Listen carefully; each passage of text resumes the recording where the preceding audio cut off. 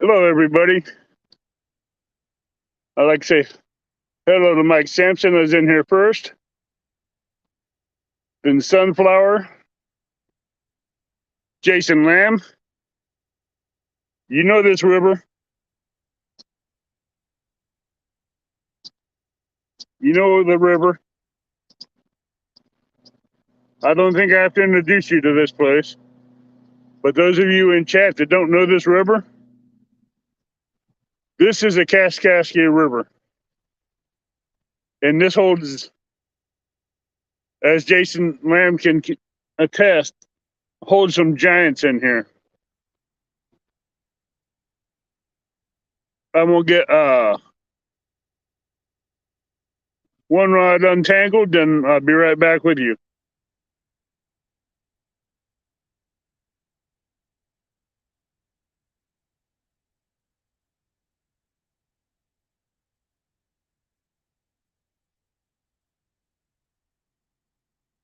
Yeah, I'm at New Athens, Jason Lamb, on the Kaskaskia River.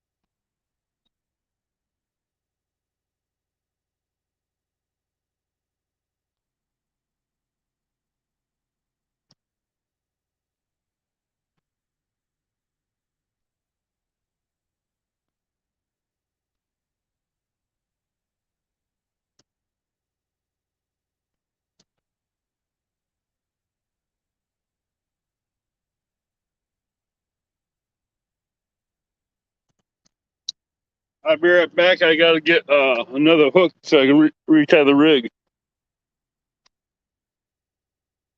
Hey, Lynn.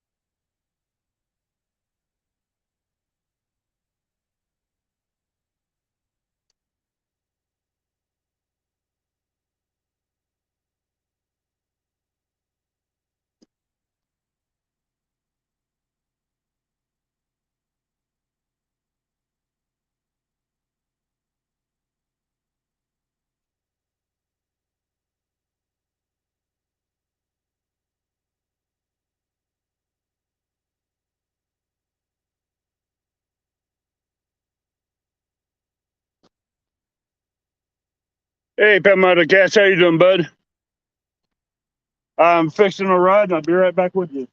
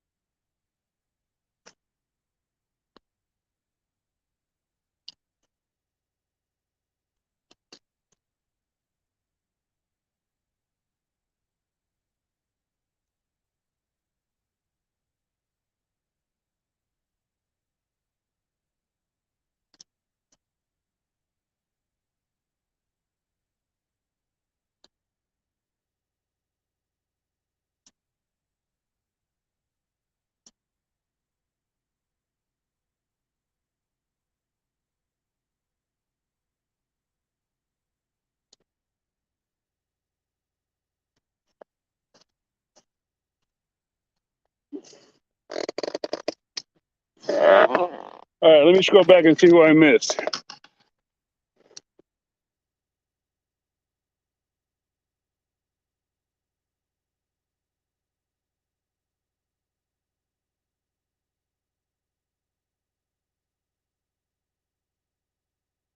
All right, welcome in Palmetto Cats, Johnny Smallpepper, Gene Tillman,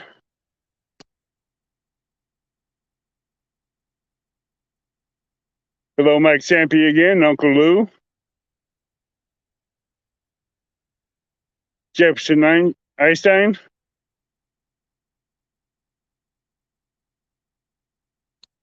Troy.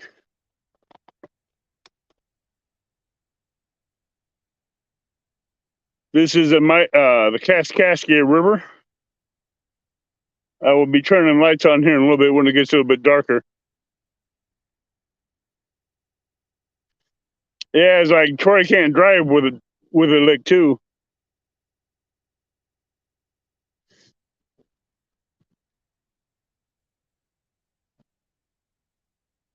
Right now, I'm using bluegill for bait. I have a bluegill head on one and a belly section on the other.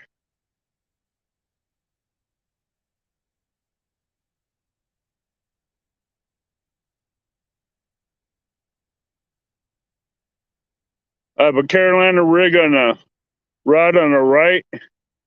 Both Carolina rigs, one has a Santee Cooper rig on the right, the other one's just a regular Carolina rig.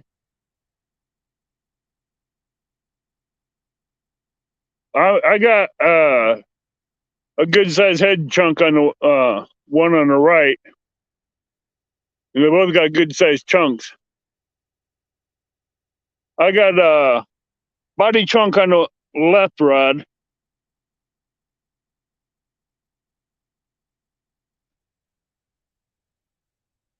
and I got the left rod right out there by the current. I got the right rod right in the mouth of the cove.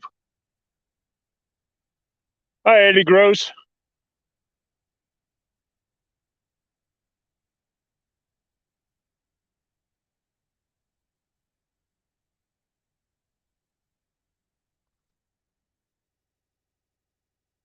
So the rod on the right has a Freddy 7-inch spook that's being debuted today.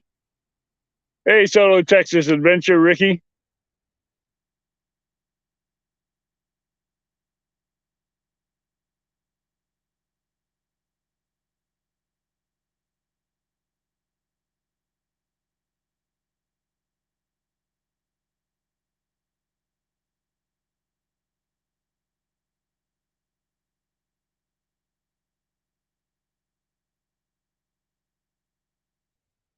Those are both Penn Fierce, Uncle Lou.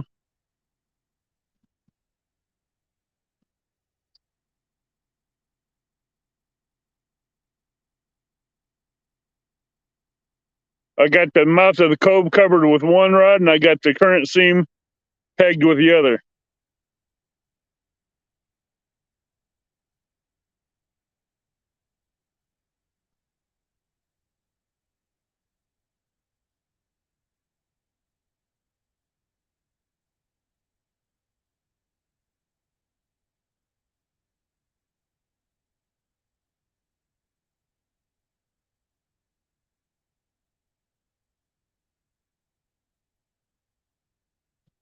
Hey, QC, how you doing?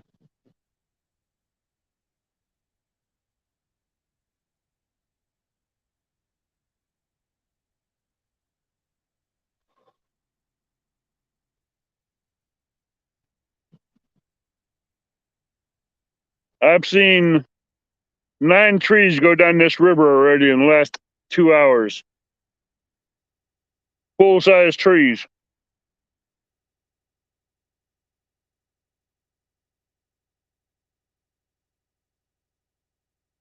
Where I like to fish is normally right over there on the other side of the boat dock, boat ramp.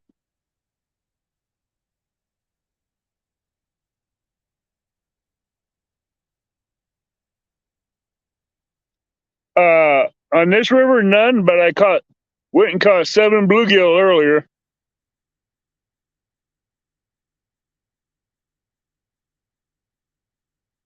I was fishing today down at Frank Holton State Park Lake and caught 7 bluegill.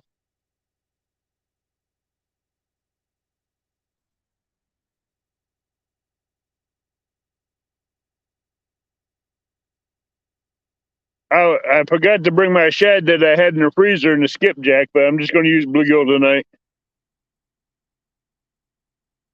Hey, Alan.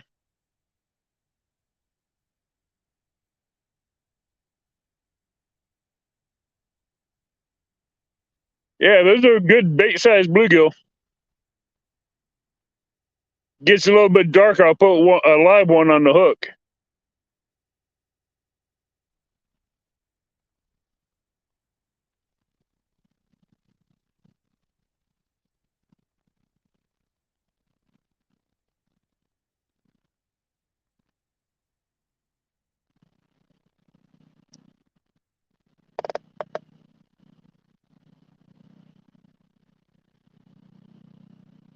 Hey, Dale Hayslip.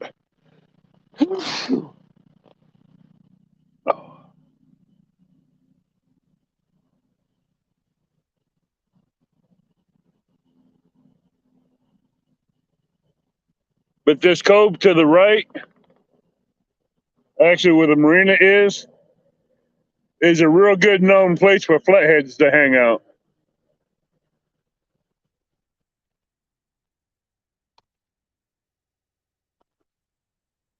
Hi, Stephanie.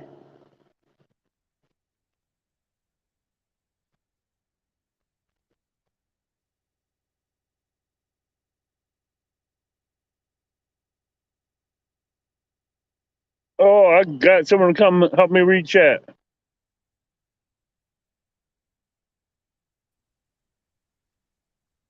Who let the dog out? Actually, I guess I should say I need to go get a shirt that says I skunked in Springfield today. Hey, you're the only one that rode that skunk train. Yep, I'm the only one that rode the skunk train. Oh well. So, hey, sorry about that, but I'm not. I had a great day. I'm yeah, not no, it was a fun time and everything. But work. sorry to see you not catch anything Don't out of care. it. Don't I care. know, but hey, it's for a good cause though. Absolutely. That was the number one reason right there. So, The not fish, catching any fish. the fish with a veteran that's a blast. That's the best part about it. Yeah, I tell you what. No, no BS behind this now. That bullhead that Rick caught was pretty good size.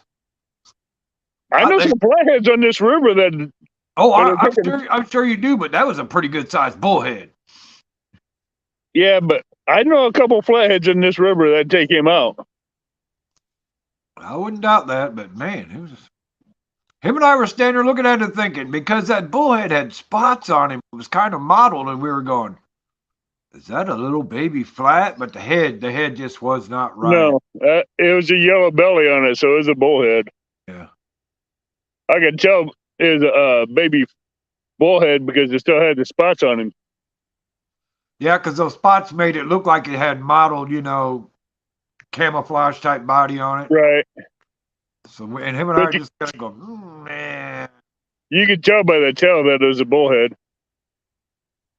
The tail and the anal fin was a dead giveaway. Yeah.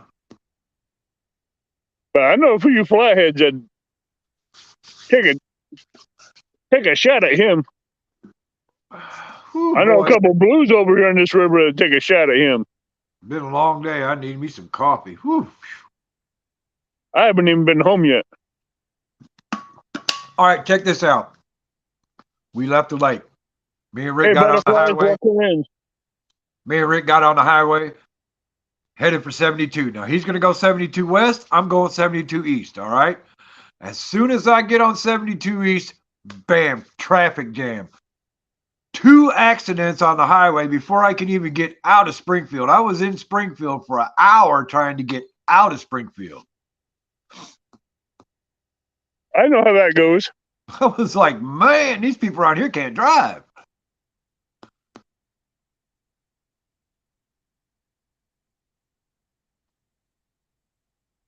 Well, let's see if I can. Yeah. Butterfly There you Sunshine, go. how you doing? Jefferson, there's that trouble starter right there. How's it going, buddy? The one you have to worry about is Jeff Beal when he comes in. He's another troublemaker. Dale, you rode the skunk train today too? Woo! At least I wasn't the only one. Whew. But that's all right. I can't believe I broke the ice on the live. Man. Last one in, the first one to catch a fish. Hey, Dale, did you have to drive 90 miles to get on that skunk train? Jeff Beal's in here. Yeah, I know. He said he heard that. He's lurking. I know how to get lurkers out of the background if I know they're in here. How's it going, Jeff? Jeff's an easy one to get out of the background.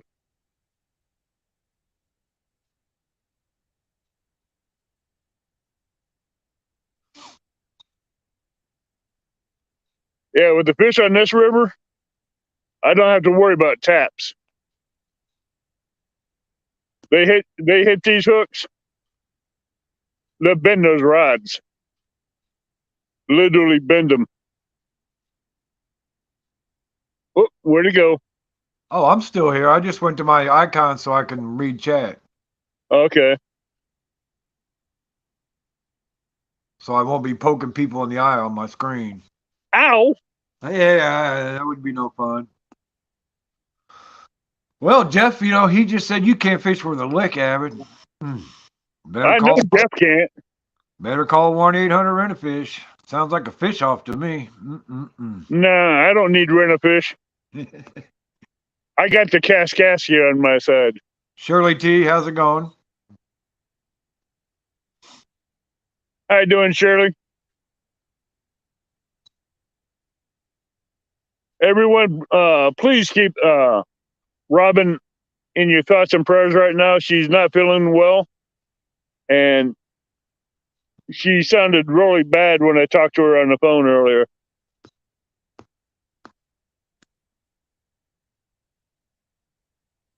Oh, she would be here tonight if she was. If she could, but Yeah, get well, Robin. Get well soon. yeah, I'm plugged into my Jackery now.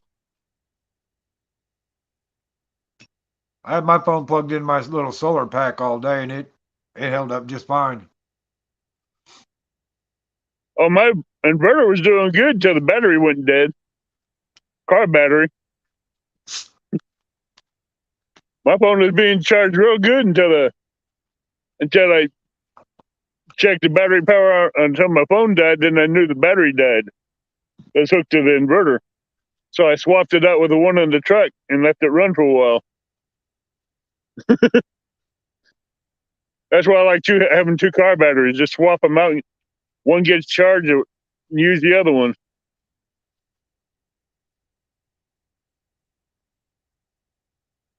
All right, let me go turn on some light.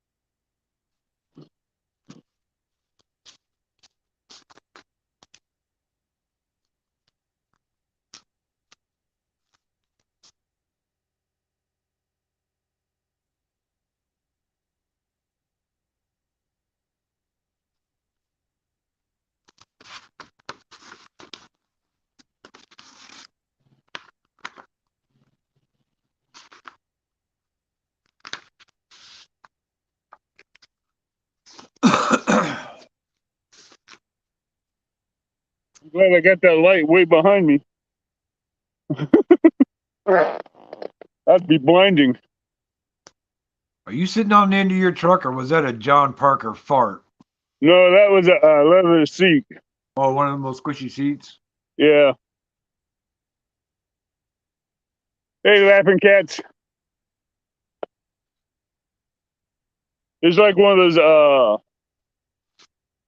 tall outdoor waterproof weather suede chairs that if it gets a little moisture, it squeaks. Okay. If you understand what I'm saying. Yep. I get you. And it's like a waterproof suede on aluminum. So you know how that sounds. Yeah, when it stretches, yeah. Hey, Rhonda. 2 stands.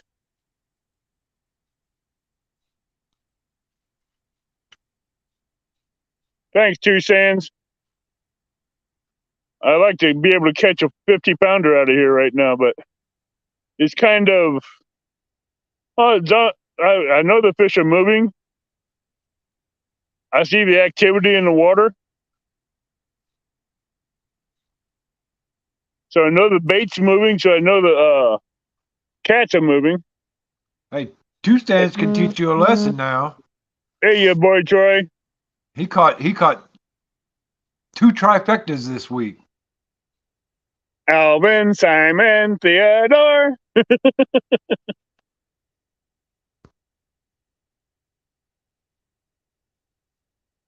Hey, Jimmy James. Yeah, if James? everybody's out fishing and they want What's to up? come up, James? let me know. Huh? I said, "What's up, James Bailey?" He said, "Hello, Catfish Dog." I said, "What's up?" Hey, Doc. What's up, Doc? I can't help it. I just say that every time. I know.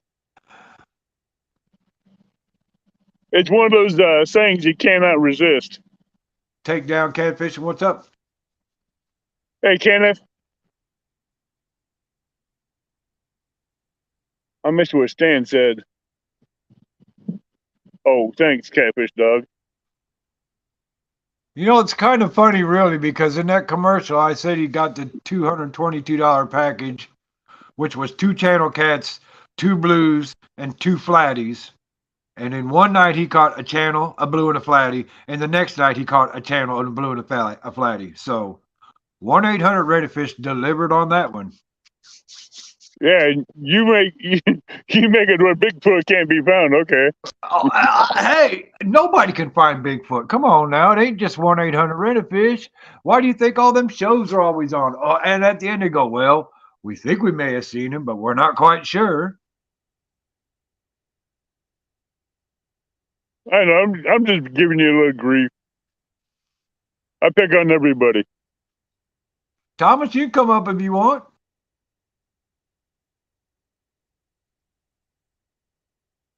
I do believe you are referring to yourself as Bob Ross, I believe.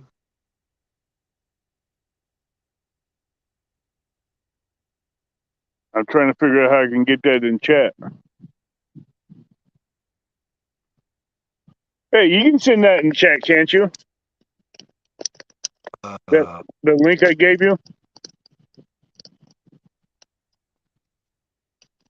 I think I have to go out and do it and send it to him. Hold on, let me do it. I'll do it from my tablet. Okay, because I was say I can't get to it from here. Keep him entertained. I'll be right back.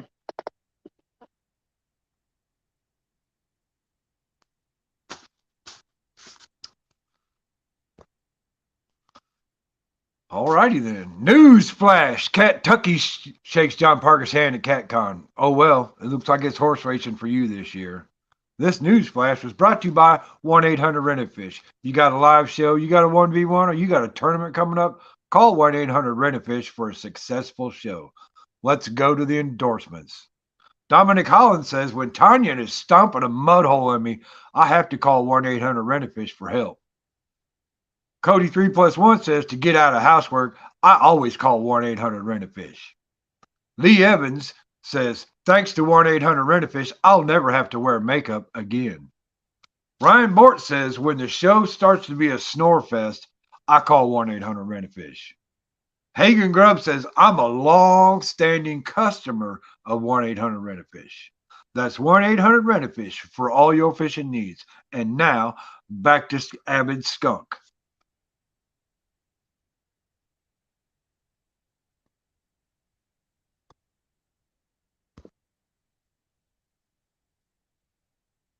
Scott, happy birthday, Scott. It was an honor to fish with you today.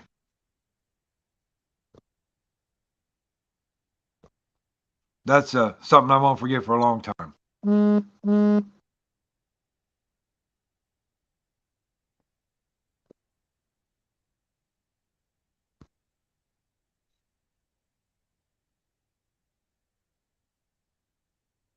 Well, two stands. Avid tried calling Rent-A-Fish, but even 1-800-RENT-A-FISH can't find Bigfoot.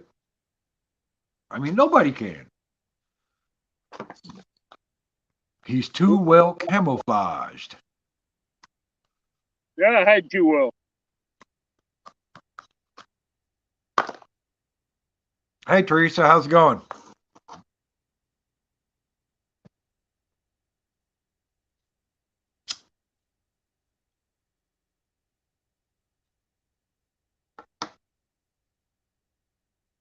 CBA says Sasquatch can't fish worth a lick.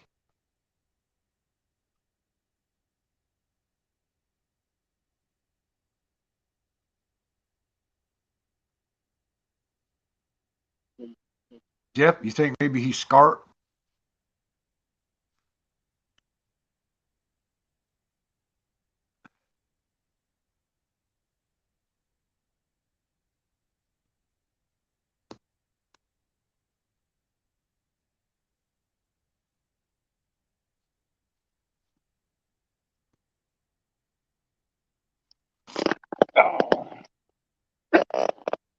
Now that was a John Parker fart. Nope. You wish. Come on, you can tell everybody you stopped at Taco Bell on the way out there. That's all right. No, I hate Taco Bell. I really do. You got to be having some adult beverages for I that. hate Taco Bell.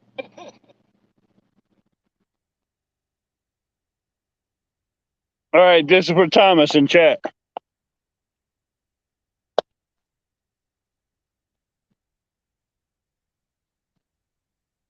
Hey, CBA.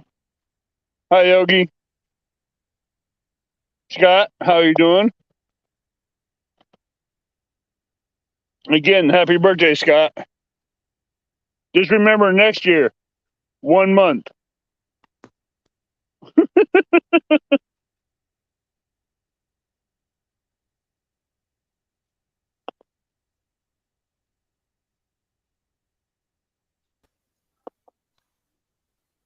Well, hello, Avid. Hello. So, have we got any fish yet, Avid? Or are we just Not yet. just starting? Just starting. I see What's that up, Aaron? we got the net up there to catch some bats. Hey, if it works. Last time I had a net up like that, I caught a Canadian goose in it. Well, I hope Flew you right used into it. bait. Did you use it for bait, or did you have it for Christmas dinner? I took him home and had him for a Thanksgiving dinner. Well, hey, that works. Got to have a goose. Hey, he flew in the net and he broke his neck trying to get out. So I don't know how he didn't see that. Well, dinner is dinner. That's all that matters. I mean, a good fish is dinner. Can't beat Yeah. a good goose dinner either. And saved me a shotgun shell. Well, I like duck. A lot of people think duck is too greasy, but it's Duck all is good. It's all dark meat. I'm- I like it. I kind of lean that way a little bit. I think it's a little greasy too. But Oh, see, duck. The best way to get grease out of a duck is put it in the smoker and slow cook it. I was thinking maybe you squash it under a vehicle or something. No, No, I I smoke like a lot of duck. I like and- baked duck. It's pretty good. Baked duck's a good way to get grease out of it too, but you do it low and slow, and the grease comes out, and you get a lot more flavor out of it.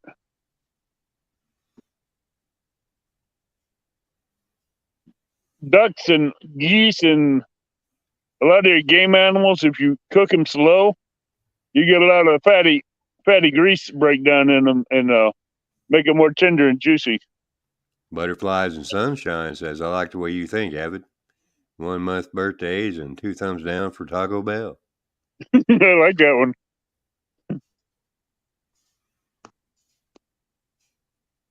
Now you're going to start seeing that light show up a little bit more behind me. The imitation Compax light.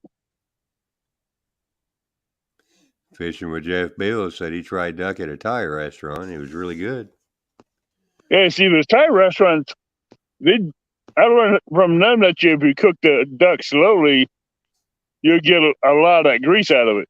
Once the duck's about halfway cooked, you can pat it down and put your seasonings on it and put it back in the oven and cook it. But the question has been asked a couple times in chat, Avid. Do you have lights there at the dock? I have my Compax light behind me. I have a light right up above the rods to the right, but it don't come on. there's another light to the right on the other side of the boat ramp. It's lit. But the one over on this side is broke.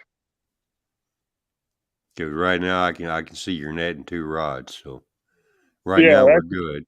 That's what my Compax light behind me. Okay, so at some point we're probably going to need a little bit more light. When it gets dark, that Compax light will light this whole place up. Yeah, do you have the Compax light that has the 5 lights or the 1? 1. This thing is super bright. Well, I've got the Compax that has the 5 lights on it. I wish the 5 light would do really good, but this was given to me by a member of my channel that sent it to me. So, well, see, I had to buy mine myself. I'm not popular enough to get stuff sent to me. I'm not that popular, but someone felt like they just wanted to help, so they did. I was just trying to save up money to get one. I was just reading chat for Danny Stone, and apparently I sound like Bob Ross. So, is that what that was all about? Yeah. So hopefully I don't put your viewers to sleep, Evan. Hey, I've already seen 9 full trees going down this river towards the Mississippi, heading Danny Stone's way. Well, I've seen that in chat. You said that Danny Stone had 2 trees headed to him. Yeah, there's 2 trees that went down after when I said that, and there's 3 more trees that followed those 2 trees. I'm like, okay. Well, Avid, did you were watching Mike's Fishing Home today, right? Yeah. Did you see the stuff floating down our river? Because I don't know how well that could be seen, but there was a lot of stuff floating down ours. These 5 trees were almost 90 feet in length, with root balls and branches still on it. Oh, so you had real trees, full trees. Because we had trees with the older trees that were dead, but still had a root wad, and they were still like 80 feet long. Did you see what Jefferson said? Yes, Jefferson. I can say, like right over by that light, there's that happy little tree. There needs to be a little rock over there in that little stream. Put a little white on it so you can see the water breaking on that happy little rock.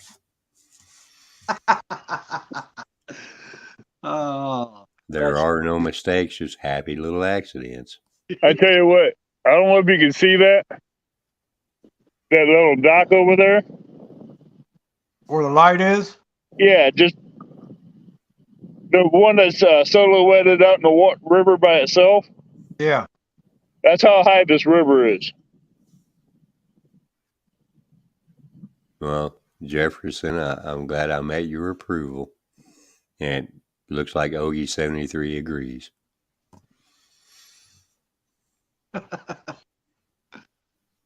I mean, I don't know what you guys hear, but when I rewatch one of my videos or lives or one of Serena's, I hear my voice, and to me, it sounds nowhere near Bob Ross. I don't know where to get that idea of Bob Ross. No, that's what came up in Danny Stone's live. It's not the first time. It's came up several times. But Danny still reminds me of Festus Hagen. You know who that is, right? No, I'm going to have to think on that. Might have to search it. Gunsmoke. Oh, that Festus. That one little skinny guy. Yeah, with a weird hat and he has the same kind of beard that Festus has. No, I don't know who you're talking about now. And see, even Jefferson Einstein said I didn't sound like Bob Ross. I don't know what people think you're Bob Ross. At least not earlier, but apparently I nailed it this time. But no, it's sprinkling again. Yeah, there's Scott Swift. Happy birthday, buddy. I'm gonna have to go get a jacket. Figure a way to cover this phone. Well, I would use an umbrella, or I would don't use have an the umbrella. Huh? then I would use the jacket. I'm going to get. I got a 2 coats in the truck. I'll put one over the phone, and I'm gonna put a jacket on me. Butterflies and Sunshine said, "LOL, good job, you nailed it. Happy to hear you again." Looks like she's giving you the thumbs up. Your boy Troy said, "Abbott, he does remind me of him." I wonder if it's just the pace of your talk. Well, I don't know. Tim, I just don't think I sound like Bob Ross. I mean, Well, no, maybe not sound like him, but the pace of your voice maybe reminds people of that. I mean, I used to be forced to watch Bob Ross because back in the 70s we only had 4 channels. That's ABC, right, that's right. NBC, CBS, and PBS. And PBS and Bob Ross. Oh, I still watch the reruns. Because he starts painting, and I'm like, man, what are you getting to there? And in the end, oh, okay, I see. Nah, I see Joy Stewart wants me to say something. But I'm not going to repeat that comment just because, that would be what she wants me to say. But if Joy was watching Danny Stone earlier, I did say that.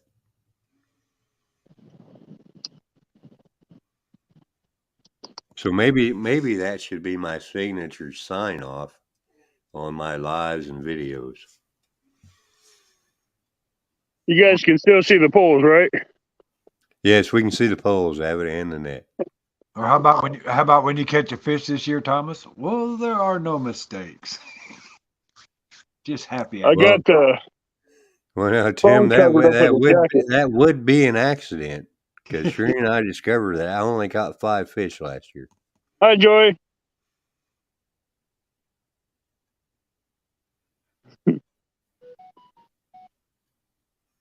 But I didn't really fish a lot last year just because of my back surgery the fall before. So I'm going to try to make up for it this year. Yeah, I had to take a couple years off after my car accident. So, well, cataract surgery took most of the fishing season out of me last year. And how did your surgery go, Abbott? It went great. They removed the lenses, took out the cataracts, and replaced them with new lenses. So now I don't need glasses. Oh, so now you don't have a reason to smoke weed. They didn't give me the option. Well, it is legal in Illinois. I know. But $60 for a quarter bag? No, thank you. And your boy Troy, thank you. I'm not trying to sound like Bob. Apparently it just comes out. I don't know. Just comes out that way.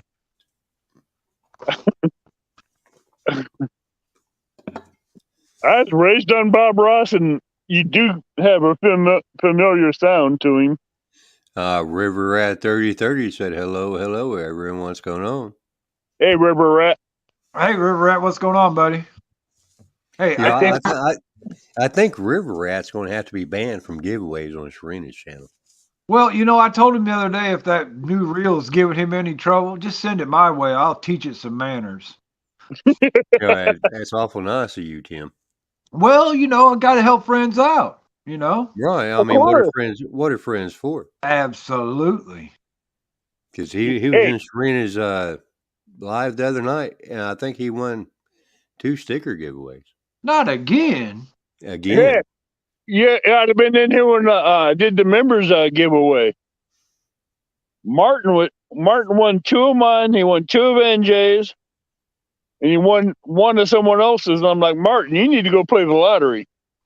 Now Ogie's saying I sound like a geometry teacher. I think it has to do with more with the monotone style. Thanks, Ogie.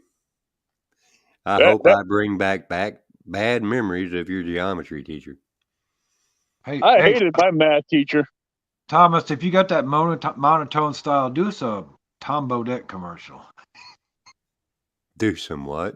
A Tom Tom Bodett Bodett. commercial. I don't think I know what that is. Which hotel did he advertise? Was it Motel 8? No, Motel 6. Okay, Motel 6. He had the Wow. most monotone voice, just straight. Come Well, on by. We'll leave the light on for you. Yeah. Well, I don't know if I want to leave the lights on for most of you people.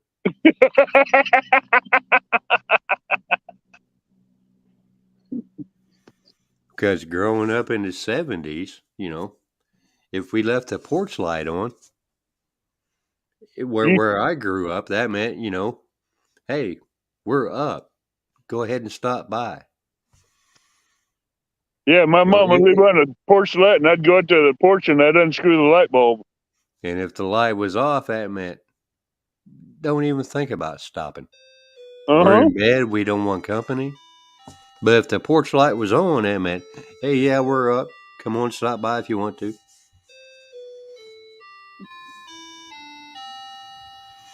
What the heavens? Oh, that was my clock. Yeah, my mom would get mad because she'd go try to turn on the porch light, and the light bulb was unscrewed, just hanging in the socket by 2 threads. But see, I don't know if that's a thing anymore. Because, like I say, in the 70s, is if the porch light was on, hey, yeah, we're fine. Stop by if you want to. Yeah, 60s, 70s, it was a thing. 80s, it died out. But nowadays, if anybody sees my sister's porch lights on, everybody stops by. The Joy Stewart, we had a yellow light. That way, the bugs didn't gather around the white light. Yep, yeah, that's right. So that way, people wanted to stop by, they knock on the door because, they didn't get attacked. Doorbells weren't a thing. So we had the yellow porch light, keep the bugs away. And if it was on, feel free to stop by and knock. And most of the time, back in the 70s, if the porch light was on, you didn't even knock. You just walked in. I pulled a prank on my mom one time. She was at work. She got home late. I exchanged the white light bulb with a red one. That's a pretty bad joke, Evan. If yeah, it was. Red light, yeah, I mean, if people know what the red light district is. Most people didn't, but the neighbors called her up and says, "When did you change your light bulb?" She went out there. She knew who did it, and boy, I got my butt blistered. No, now, Ogie, 73? No. It was time to come home when the streetlights came on. Oh, yeah. Yep, that's right. Your boy Troy says, Thomas, we still do it here.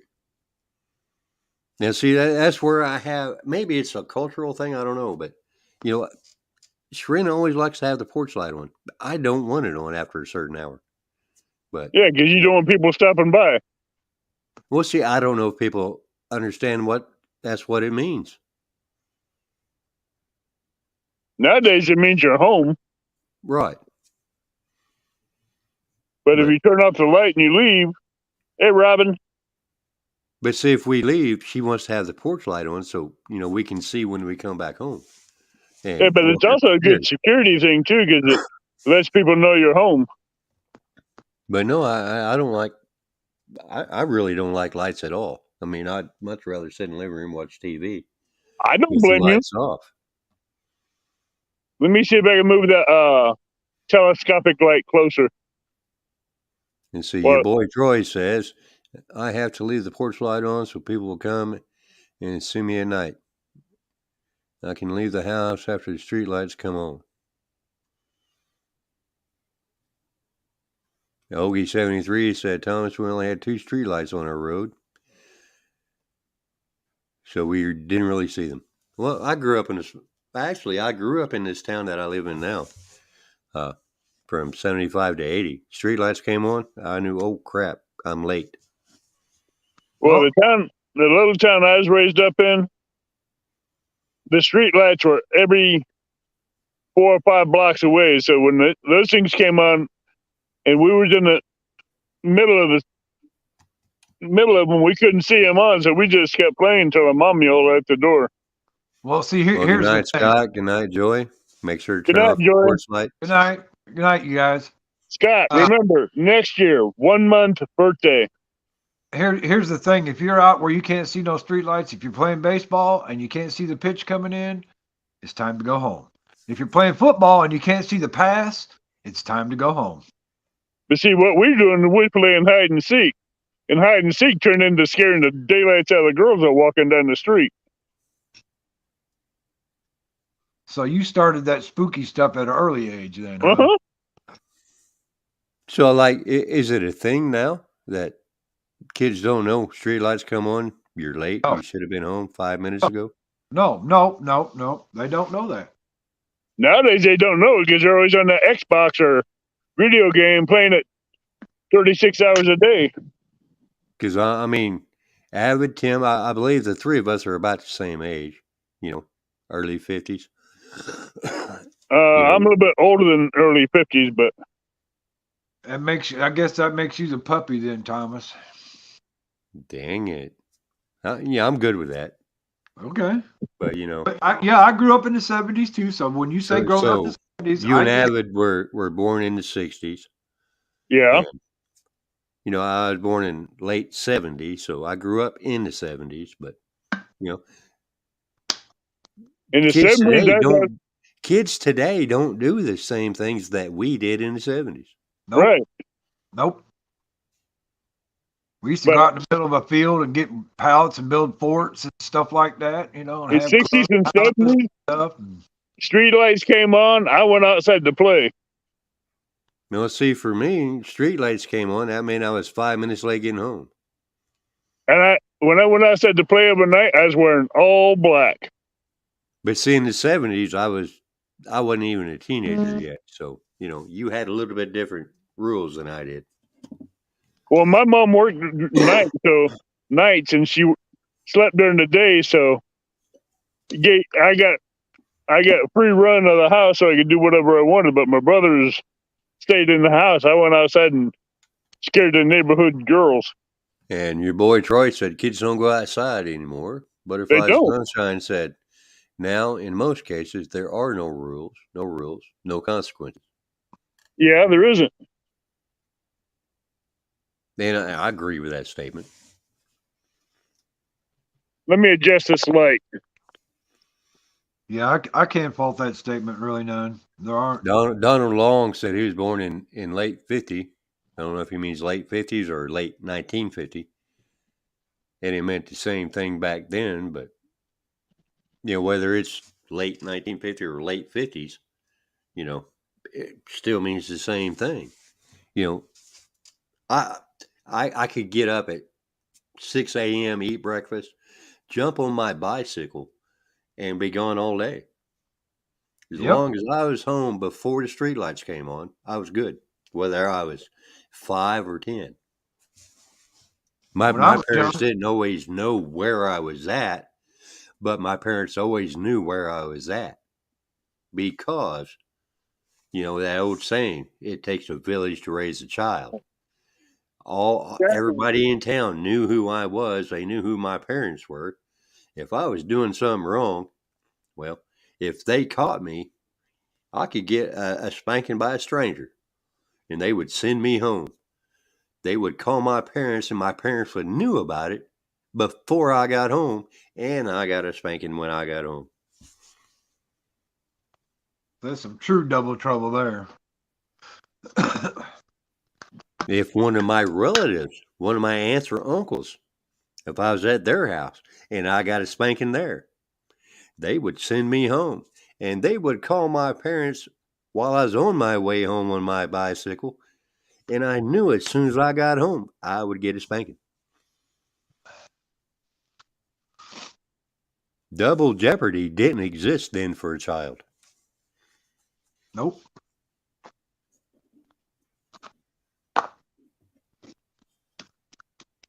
Donald Long said, my parents told me don't let the streetlights catch you not home. Butterflies and Sunshine said, absolutely. The network was huge. Same rules applied in school. Yes, they did. I'd get a spanking in school by the principal. I'd get home and I'd get another spanking. Yep. Been there, done that. Plus, I would be grounded for a week. Worst thing about it is my mother worked in the school that I was going to, so didn't have to wait. Ogie 73 said that I grew up the same as him. And see, I didn't see anything wrong with the way I grew up. Spankings technically, physically hurt a child, but it also teaches them something. It teaches them that there are consequences to your actions. Yep, you're right.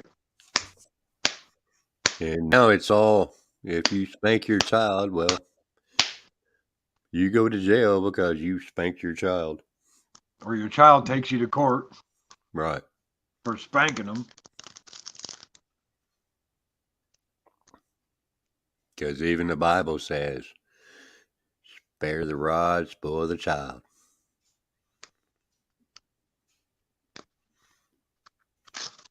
I mean, yes, sometimes spanking can be a little bit more than a spanking. It can be abuse.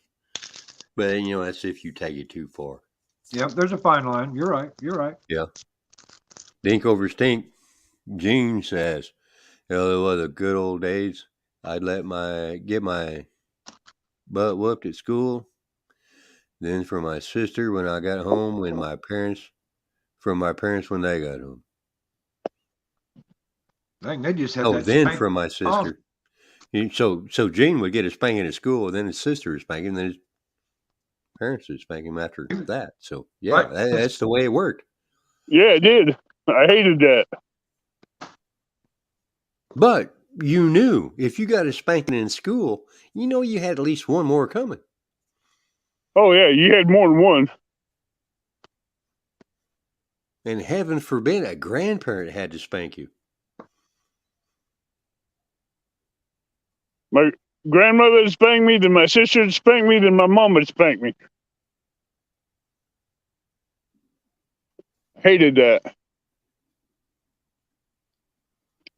But see, like I was saying earlier, I could be at somebody else's house and their parent could spank me. It wouldn't be a relative. But today, if somebody that wasn't a parent spanks a kid, they're in jail automatically. Oh, yeah. But now they changed that law a little bit. If they use any kind of wooden device or drop cord or flash water, they go to jail. But if they spank a kid on the butt with their open hand, that's a different story now. Well, yeah, now they put limits on how you can spank a child. Uh-huh. I mean, it used to be in the car in the 70s. Whatever your mother could grab, she could spank you with. Whatever her hand touched, your butt was getting it.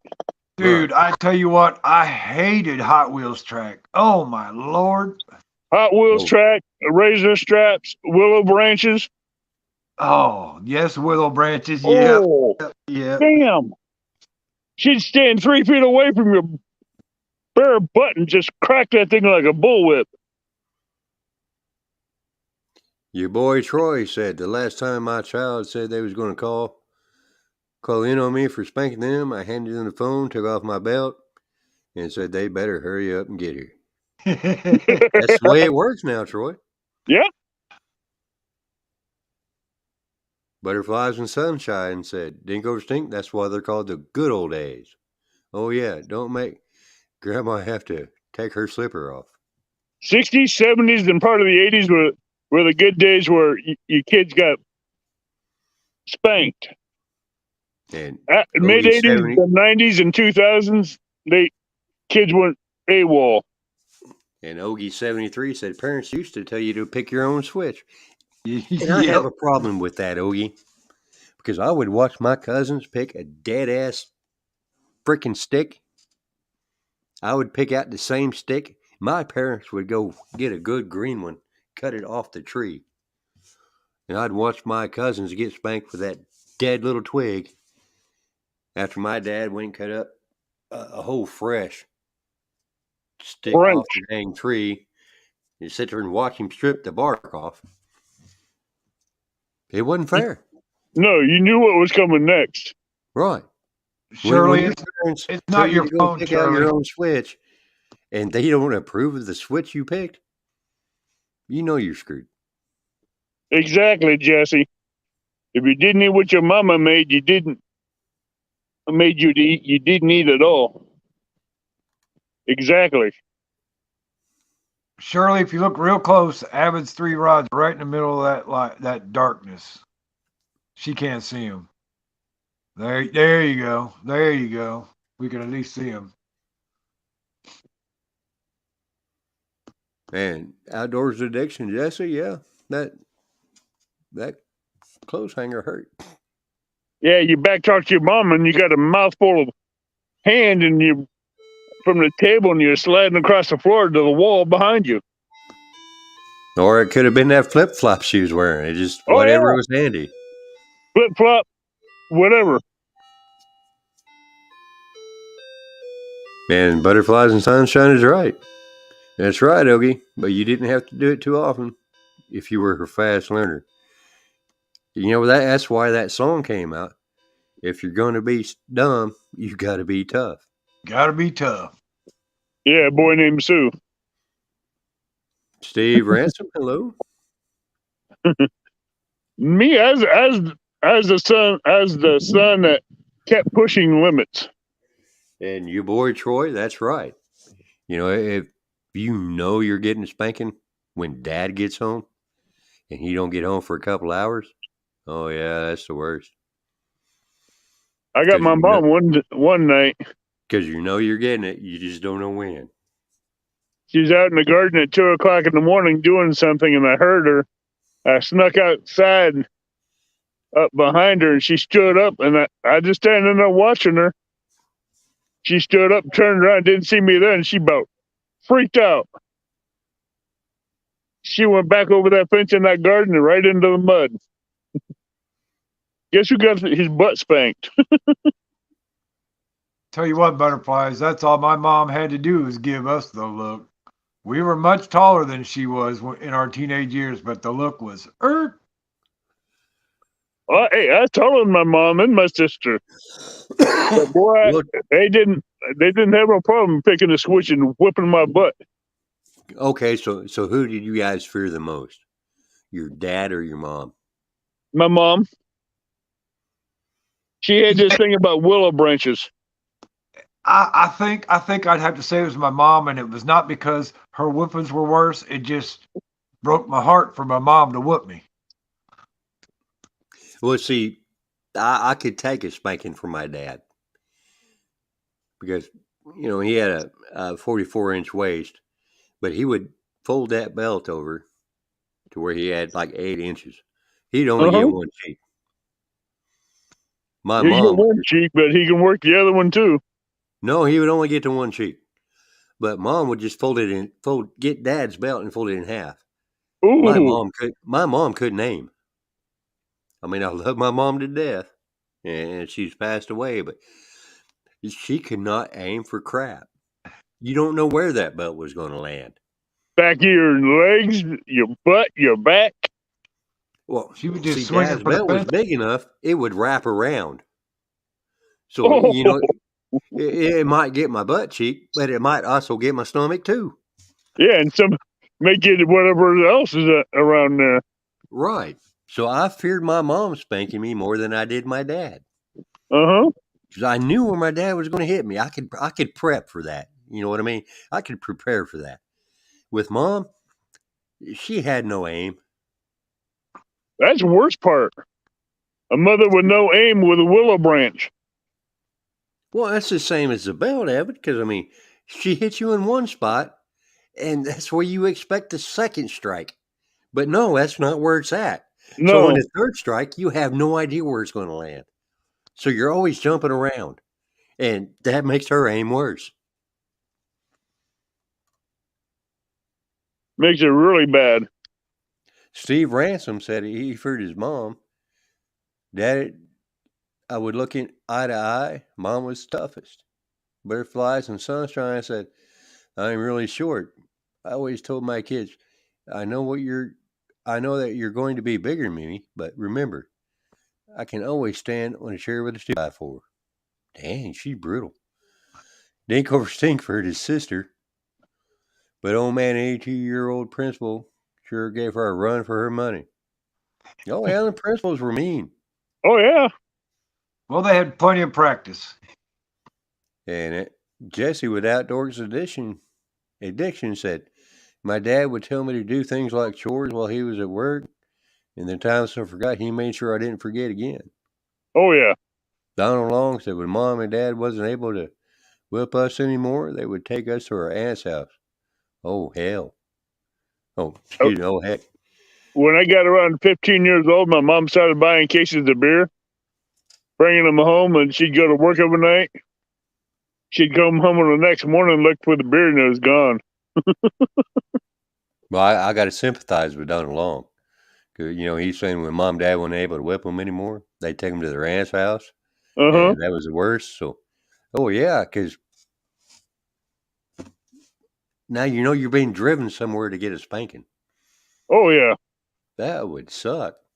Especially when it goes to your aunt's house and out to the woodshed. And Steve Ransom said his mom would get him when he wasn't ready. Ow! Mom got me one time when I was old. She thought I was too old to get spanked. She'd wait until I was asleep, and she'd come in with a razor strap and give me a spanking in the sleep. Now, Dink over Stink, I think every principal had a paddle with holes in it. Oh yeah. Hey, Austin, are you still on the run, buddy? I remember 5th grade. I think I got a spanking at the principal's office every week for some reason. I don't really remember being that bad of a kid. But I seem to recall being in the principal's office every week getting a spanking, then have to go home and get another one. I only got 2 spankings from the principal. The third time he wanted to spank me, I took the paddle and broke it. He looked at me and looked at the paddle, and he says, all right, you're done. You're going home. I'm like, good. Send me home. Well, see, with my 5th grade principal, it got to the point that I would walk in his office and bend over, and he's like, well, this ain't no fun no more. I was in 6th grade when he wanted to spank me for the third time, and I took that paddle and broke it over my knee, and I'm like, no more. I'm done with you. Butterflies and Sunshine said she never had to spank her kids, but I put the fear of God into them. They didn't want to test me. What was that? Butterflies and Sunshine. It's what I did with my kids. I mean, I had to spank them, but yeah, he called my mom in for for a visit with her. He told her what I did, and she looked at him and says, he ain't playing with you if he broke that paddle and told you no more. Because I've had to spank my kids, and they figured out that I wasn't playing. So, I just have to do that counting thing, 1, 2. If I get to 3, you're getting a spanking. And they figured out when I started with 2 that they were getting a spanking no matter what. So yeah. I never had to get to 3 most of the time. There you go, Abbott. Boom, boom, boom. Austin just sent you a chat. Awesome. Thank you, Fishing Fever.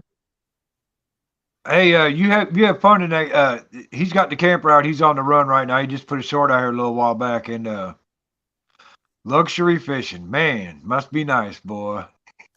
Luxury. You have a good time. As much casting as I was doing for crappie and bluegill today? No. As much casting as I was doing today, I should have had my live well in my truck with about 50 bluegill in it, but didn't end up that way. Fishing and Fever said on the run, I owe 1-800-RENT-A-FISH more than I make. Thank you for the super chat, Fishing Fever. And your boy Troy said, make sure to smash that thumbs up, everybody. Hit that thumbs up for Abbott. I'm planning on doing more live fishing chats. Well, Abbott, I'm just glad to see that you're doing more live fishing.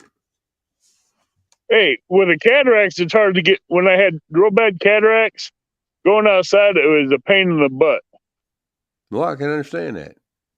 Hey, But now I can see a lot better. I'm enjoying it.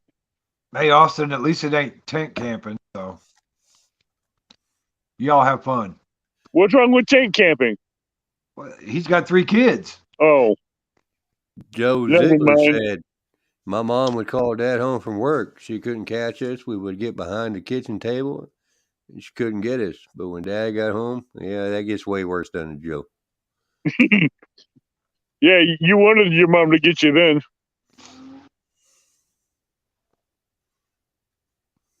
Yeah, I haven't since you've had your eye surgery. I hope we do see you out and fishing more.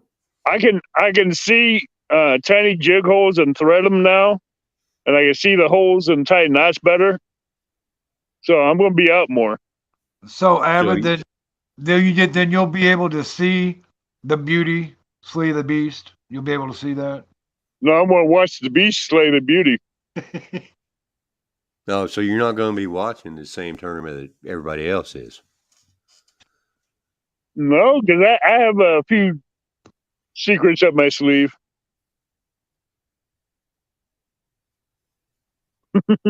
Like I say, you're not going to be watching. You're not going to be watching. Carp, remember. You're not going to be watching the same tournament that everybody else is. Hey, remember, it's still catfish and carp. The biggest fish, the 5 biggest fish wins in continuous calling till the end of the tournament.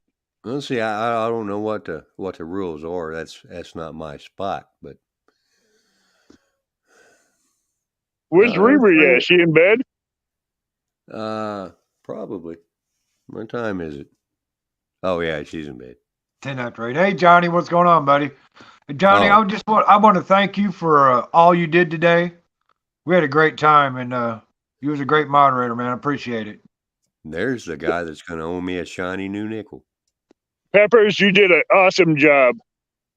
Even though all the ribbon I was giving you, it's still a blast.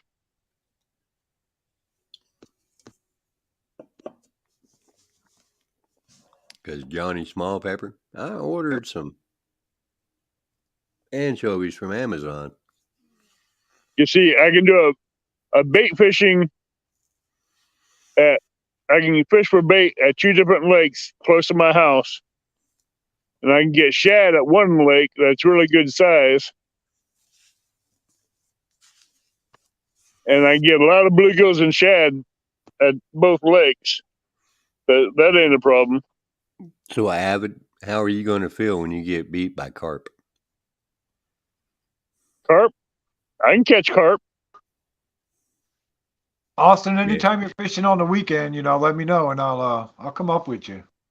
During the week, if you're in the morning, I can do that during the week, but I work overnight, so I sleep in the afternoon into the evening, so just let me know.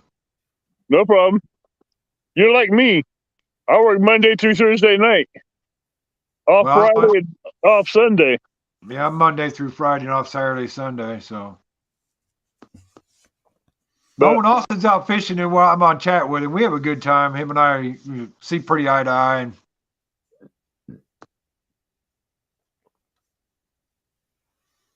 yeah, but once this river starts warming up, this is gonna be a killer river. It can be right now, but the water temperature needs to go up another 8-10 degrees. Really, that much? Yeah, because right now it's pushing about 45 to 52. Because I asked a few boats that were coming in what the water temperatures was, and a few of them said the water temperature out there, the current was 48, and a few of them said up here towards the cove right over here by this bay house, by the building that's floating in the water is about 50, 52 degrees.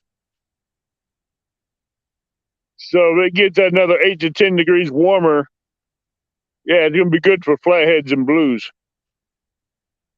Because this cove over here has some debris on the bottom of the cove that holds good flatheads. Is there any channels in that area? Very few. Very few. Most of the big boys chase them off, huh? You got 50s, 60s, and 70-pound blues and 80-pound blues in here, in bigger. And you got flatheads just as big. So channel cats don't really normally hang around here.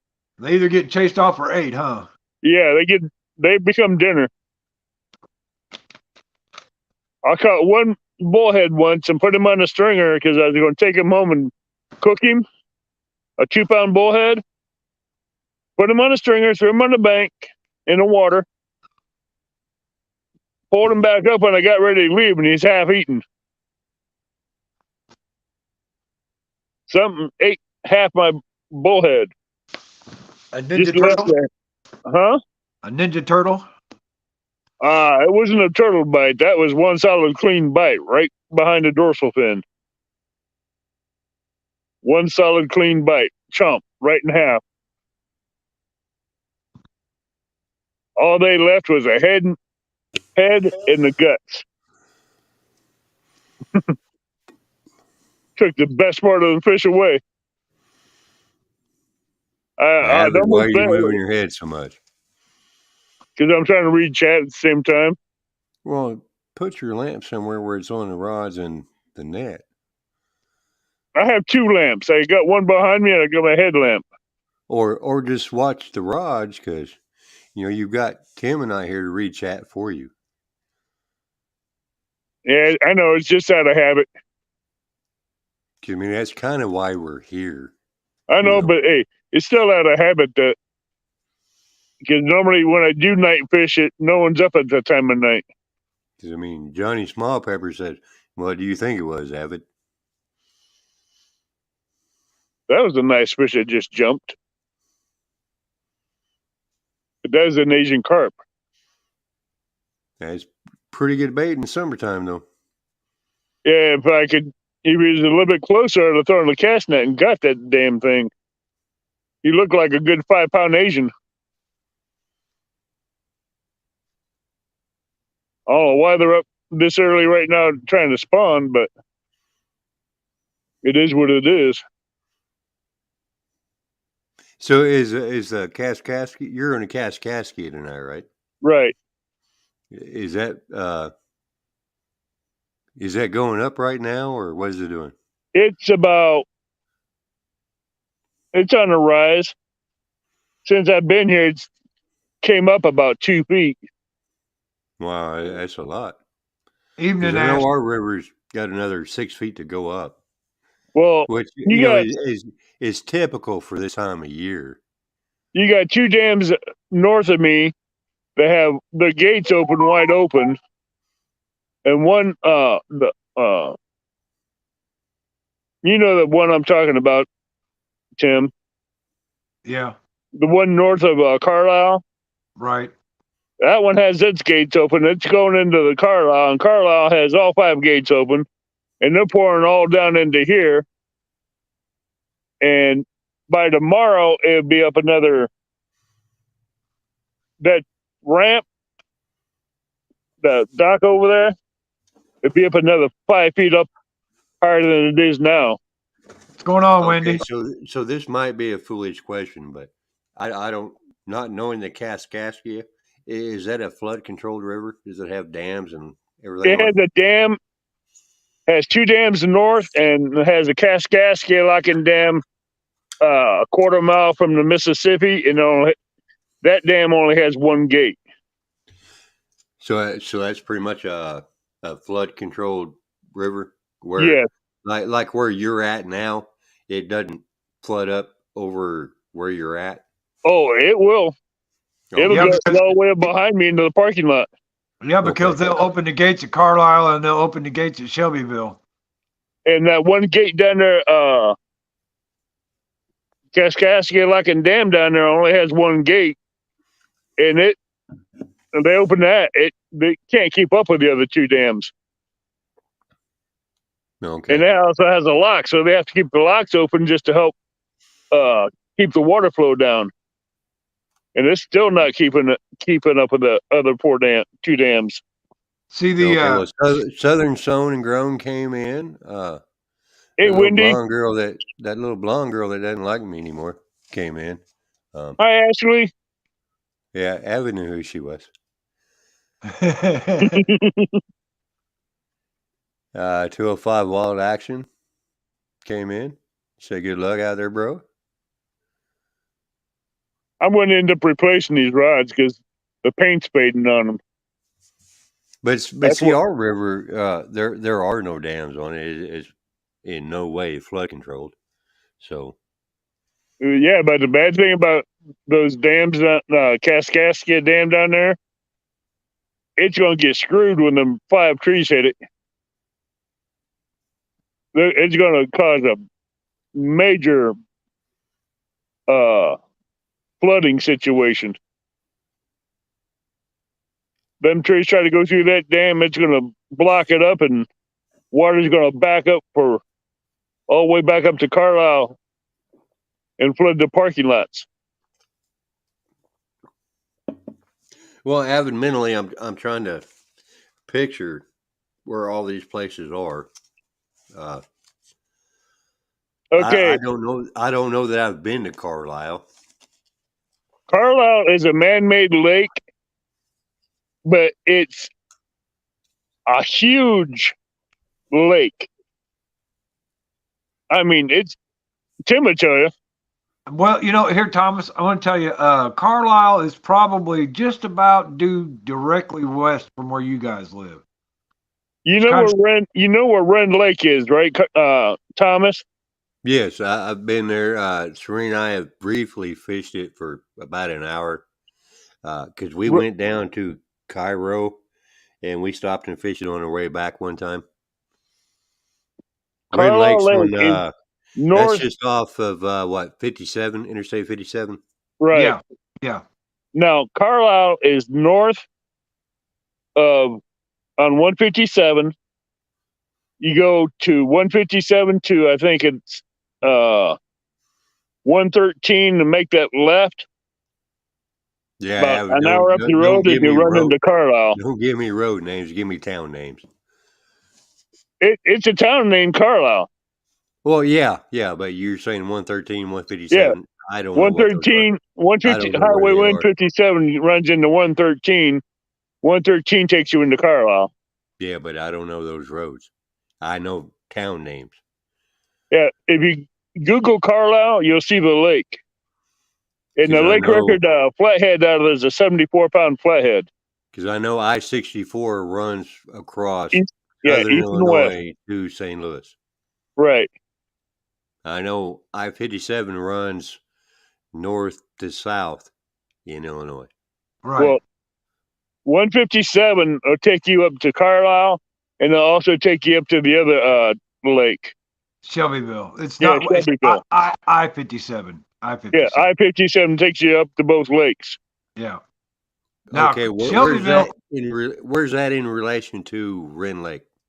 It's north. Okay. It's an hour and a half north. Okay. Yeah, Shelbyville is it's a Army Corps engineer lake, so they have all the run on how the water flows through that dam and stuff. The same way as Carlisle and Carlisle's Kincaid Dam. Carlisle's Corps engineer too. Yep, so is Kincaid, or Kaskaskia Dam. They're all Corps of Engineers. Butterflies and Sunshine said, "Avid, what towns do you go through to get to Carlisle?" If I go the way I do, I go through O'Fallon. Okay, I know where O'Fallon is. Fish and Fever, you're saying he's heading out. Be safe. All right, Austin. Austin, you have a nice evening, buddy. I go through O'Fallon, and what's that other town? Okay, I know where O'Fallon is because there's an Air Force base there. I had to go there to get paid. Yeah, Scott's Air Force Base. Yeah, I had to go there and get paid once. Then I get on Highway 50 and go. Once I go past O'Fallon on Highway 50, I'm about an hour away from Carlisle. All right, okay. I have an idea where Carlisle is now because Highway 50 runs through Indiana as well. It's maybe 15 miles north of me. Right, but Carlisle on my side, it deads in right into Carlisle Lake. Because I believe Highway 50 is like the longest, most boring highway there is. It is. I think it runs the width of most of the country. Right. Because when it hits Carlisle Lake, it makes a left or the right and goes around the lake and keeps going. Okay, I have an idea where it's at then. I mean, when they built that lake, boy, a lot of people's houses were in cars and everything was still at the bottom of that lake when they flooded it. Barns, you name it, ranches are at the bottom of that lake, and that's a deep lake.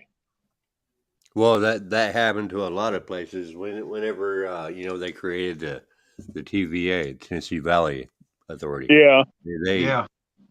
they just got lucky and found a good valley in between in there and just bought all the property, and whatever they left there, they just flooded. Well, see, with TVA, a lot of it they didn't buy because people didn't want to sell. They just flooded it anyway. Right. There's bridges under that lake. There's railroad tracks underneath that lake.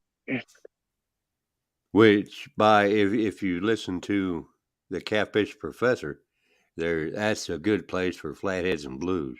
Mm-hmm. And you can reach most of them from the bank. Yeah. And Butterflies and Sunshine said, "Hey, Jeff, there's a Carlisle in Pennsylvania, too, but I'm not sure that's where he's referring to." No, Abbott is referring to Carlisle, Illinois. Carlisle, Illinois. Illinois' largest man-made lake. I'll tell you what, that's got a big old spillway under it, too. Oh, yeah, it does. That thing is just raging all the time. When they open all them floodgates and you're down below the dam, you got exactly 45 seconds to pack your stuff and get. Because unfortunately, I was born and raised in Illinois. Because that water will raise 10 feet in 45 seconds. Where was you at, Thomas? I was born in Carmine. Carmine. You weren't too far from Carlisle. No. Carmine's not too far from Carlisle. Because my parents actually lived in Norris City, but I was born in Carmine, Illinois. Carmine's about 45 minutes to an hour north of Carlisle. Yeah. Norris is about... Yeah, Norris City's just 20 minutes south of Carmine. Right. You're about 30 minutes away from Carlisle. Yeah. Don't ask me how I know where those two towns are. Oh, they're... well, actually, I guess they're kind of on the other side of the state from you, aren't they, Abbott? They're about... Aren't you They're about an hour and 20-minute drive from me. You're on western Illinois, right? Yeah. They're an hour and 20-minute drive. I could take 50 and get close to both of them and take a back road to get to Carmine in there. I had to go repo some farm tractors for a dealer because people weren't paying the bills on them. Well, all that area down there is farm country. Yep. That's just about all of Illinois. Farm country. Yeah, but around Carlisle Lake, there's a lot of farmers out there. Yeah. I got a cornfield 6 feet outside my fence, so. My neighbor next to my sister's house, he has 2 cornfields right there and a soybean field. Well, I've got a field right across the road, and I think this year's going to be soybeans. You know? Oh no, Tim, this year will be corn because last year was soybeans. I think I picked the wrong night wrong time to use the FOA 7-inch spook.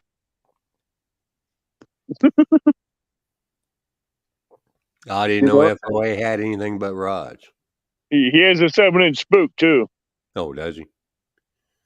Yeah, I showed it in my members chat. It's a good spook, but it's not the right time of year to use it.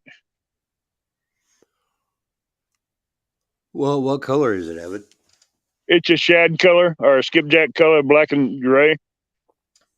Because from what I researched, this time of year, black is what you need. The top is black and the bottom is gray. Yeah, just looking like a shad and skipjack. They're not going to see the gray. No. So the bottom needs to be black. The whole thing needs to be black. Well, I tied it backwards, and if I'd have tied it right, the black would have been on the bottom. So the black's on top this time. That's my bad. Because I don't use the spooks. I use the styrofoam floats. The 3. Yeah, I that's what I normally use. But I wanted to try one of them and see what all the hype is about. But the ones I use are orange. I'm thinking about painting them black because the river here and the Wabash River, the Ohio River, they're all chocolate milk. So I'm wondering if maybe if I painted them black, I would get more hits. Well, I found out with this river, orange and yellow gets more attention instead of black. I don't know anything about the Kaskaskia. Is that a Clearwater River or no? It's more like a chocolate milk muddy color. Because that's what our river is. Our river is muddy as crap year round. Like once or twice a year, there'll be 2 days where it's like green or a little blue. Right out there in front of that. Most of the time, it's just muddy water. I have a backflow right out there in front of that dock where my right rod is. I have a backflow over there. Let's see. Your boy Troy said something, and then he says something to get moved to chat. Apparently, there was a storm there in Mississippi, and your boy Troy said, "Yeah, they got hit hard as well. I've been trying to track down all the people from Mississippi, make sure we didn't lose any." Yeah, Mississippi got hit real hard with storms down there, and some people lost their homes over that storm. Yeah, and Southern Sown and Grown said, "Yeah, I have a member that's in Mississippi and haven't heard from her. Hope she's okay." Your boy Troy said, "I had to find somewhere to put my pepper plants until planting season. They're getting huge." What kind of pepper plants, Troy? How do you know that's my kid? Who, what, where? So is Troy growing bell peppers or is he growing Carolina Reapers or what? Come on, kitty, kitty, kitty. Show these people what this river has to offer. Well, I can see now, Avid. Right now, it's showing what's going to happen in the Beauty and the Beast tournament. I won't be fishing this river for the Beauty and the Beast. I have another place I can fish for the Beauty and the Beast, and I have better luck. Because I'm going according to how the water temperatures are. Butterflies and Sunshine said, "Wendy, stay positive. She may just not have surfaced under stable conditions. It could take a while." Like I was saying earlier today, coming out of 2 weeks straight of rain over here has this water cold, so it'd take a good week or two, a week of good sun to warm this water back up. And your boy Troy said he's got poblano, bells, and jalapeno. So Hey, we know what peppers he's planting. Lynn Leeper, Catfish Fever and Outdoors, wants to know if you've got any fish yet, Avid. no, I had 2 hits. Fishing with Jeff Beal said, Avid, I hope you don't catch a fish. It's 9:30, and I have to work it in the morning. Poor Jeff.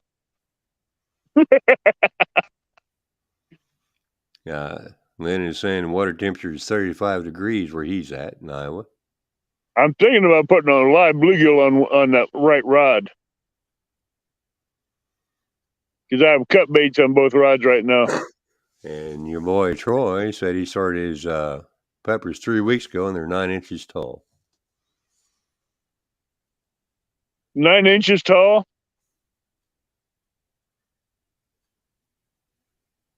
What I wouldn't give for some poblano seeds. Everywhere I went to look for poblano seeds, they don't have them.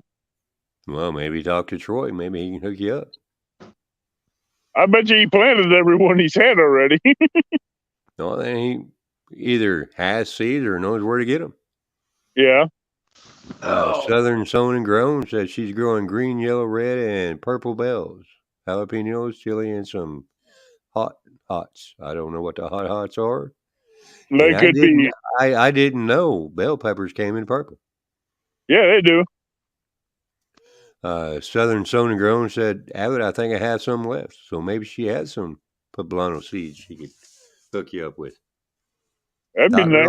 Talk real nice to her.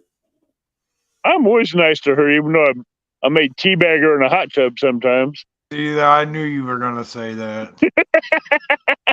That's probably more than I needed to know. Your boy Troy said, Abbott, I can send you some. I have thousands. Cool. And Southern Sown said, hot hots are hotter than reapers. Good. Wendy, send me some.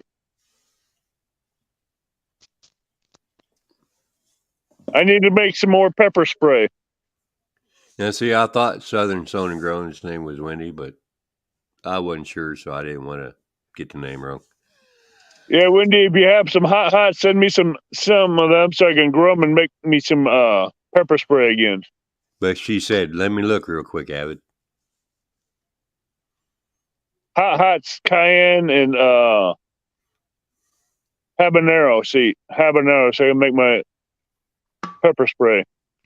Now, are Carolina Reapers still the world's hottest pepper? No, scorpions. Oh, they got scorpions, and they got one other above the scorpions. Oh, something beat the scorpion? Oh, yeah.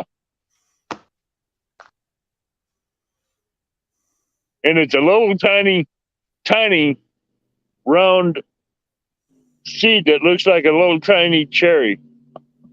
And your boy Troy is asking, Wendy, have you ever grown carnival bells? The chocolate ones are delicious. I can't find them to grow them. A chocolate pepper. Man, that sounds interesting. It's a whole different flavor. Well, I'm hoping it's a bell pepper that doesn't taste like chocolate.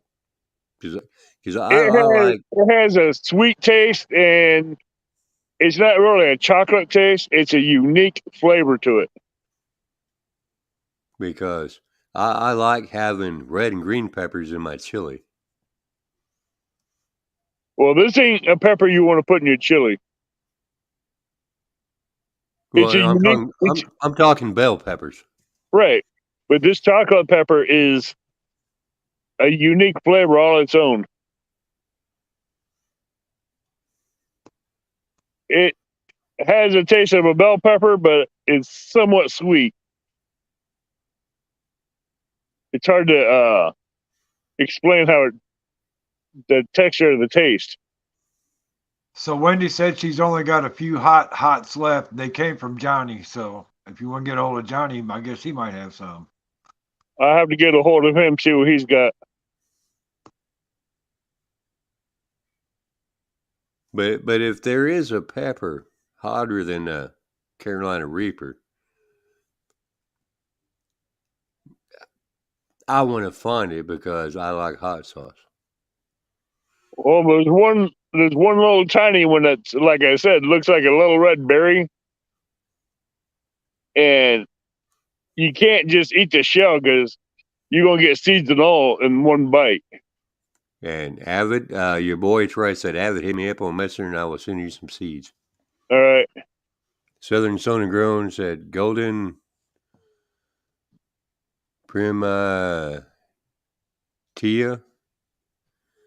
Yeah. Peach Ghost, Lemon Drop, Chocolate Ghost, Yellow Tealy. Probably didn't pronounce half of those words right, but The one she's mentioning, I wouldn't feed to a stranger. well, see, I've never heard of any of them. Those are Your boy Troy said, I need some hot pepper seeds. those are seeds that you'd get from overseas, like Australia, British Columbia, Spain, Norway, South America.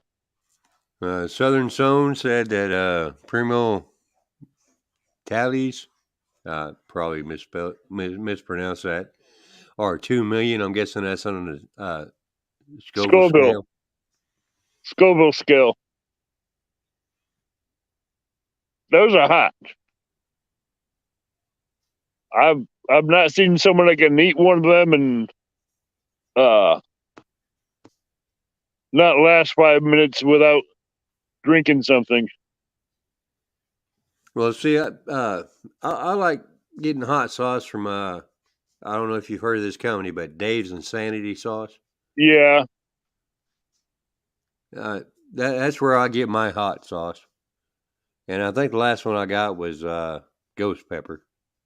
The only reason why I don't like Dave's hot sauces, he puts a little bit too much vinegar in it for my liking. So where would you recommend, Avid? I make my own, and I use wine instead of vinegar. I have a recipe of making my own hot sauce, and it comes out perfect, and there's no vinegar taste to it. Southern Sown and Grown said Johnny Small Pepper eats them, so I'm guessing she's talking about the Primos. Yeah. I haven't seen Johnny eat the Primos yet, but there is a way you can eat them without killing yourself off of them. See, what I know about hot peppers is you don't want to eat the seeds. A lot of people want to eat the seeds. Well, see, you don't want to eat the seeds because that's where the heat is. Yep. Yeah, That's where most of the capsaicin is. Yeah, but also the membrane inside the pepper has the capsaicin in it too. Jefferson Einstein, Albert's brother, he said, I like some heat, but really don't see the point of burning your face off. Yeah, melting your face off ain't quite the best idea. Well, Scott just posted the video. That little blonde girl said the seeds in the veins have the heat. Yep, that's right, Ashley. I mean, she might be blonde. I mean, she could have went brunette by now. I don't know. I don't know why she'd go brunette when she's a beautiful blonde. Yeah, well, she didn't say hi to me in the last chat I was in, so, she could be a little brunette now. I don't know. No, she's still a fiery blonde. I used to like that little girl. You used to say hi to her every morning, 4 days a week. What did you do to get her mad at you? Well, I don't know, Avid. But Southern Sown and Grown says she puts the seeds and all in her jellies. I have a jelly, 1 pint jar of jelly left that I made. It's in my fridge. Avid, you're going to be heartbroken. Why? That little blonde girl says she's not a natural blonde. She's a chestnut. I kind of figured that. I could tell by her roots. I seen the picture of it. I could Your tell. boy Troy said, "What I know about hot peppers is to stay away. I am missing a layer I of stomach, haven't. so I can't eat spicy." So apparently, your boy Troy had too many spicy desserts, and now he has an ulcer and can't eat spicy anymore. Oh, I've got the same thing. I got peptic bleeding also, so I try to stay away from spicy. But when I made my meatloaf last 2 nights ago, I put habaneros, I put ghost pepper, cayenne, garlic, black pepper, basil, cilantro, and rosemary in it, and eggs and black pepper and garlic and onion powders, and mixed it all together. And I tell you what, it makes a hell of a sandwich. And Butterflies and Sunshine said, "Hefferson, I agree. I like hot stuff, but when I can't breathe, taste the food, or stop the tears, it's too hot for me." Hey, So, the tears are the best part because they're cleansing. so Hefferson, make sure you don't eat that kind of hot stuff. Your boy Troy said, "I need some peppers that will melt someone's eyeballs for pepper spray." Okay, I got an idea. Southern Sown and Grown said she eats sriracha on everything. Sriracha is nasty. Sriracha is nasty. And If it was Butterflies made right, it'd be perfect. and Butterflies and Sunshine said Tharp was Jefferson. If And sriracha, Jefferson Einstein said it was close enough. if sriracha sauce was made right, it'd be perfect. Now sriracha, it just has a bad flavor to me. Yeah, that's a ketchup aftertaste behind it. I mean, it's not that it's too spicy. It just has a bad flavor. Right. That's a ketchup flavoring that they put in with it. And the little chestnut haired girl said, "I enjoy hot. The hotter, the better. I love Thai chilies that's super hot." Ashley, if you like super hot, next time you go to a Chinese buffet or a Chinese restaurant and they give you wasabi, ask them for the original Japanese wasabi. Because the little chestnut girl likes apparently the fire poops. And I tell you what, the wasabi from Japanese is not made with horseradish. I guarantee you're going to get lit up. And whatever you do not baste a roast or ribs with it and stick it on the grill and cook with it. That's not, no. But Abbott, I got to say, I like just raw horseradish. I like raw horseradish, but if I like real, true wasabi from Japan and I get the real stuff, and that stuff, I don't know what peppers they put in that wasabi over there, but whoo, makes you feel like you're going to lose your tongue. All right, Southern Sown and Grown wants to know if the little blonde girl learned her lesson last week. What lesson is that?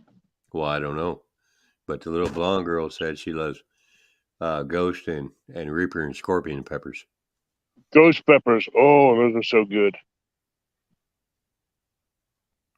Ghost, scorpion, reapers. I mean, tomorrow in KP or Holly, like I said, I'll probably call her by her name again, but I'm just not going to do it today. Ashley, say hello to Thomas, please. Oh, no, she already has, but, now she's a little chestnut girl.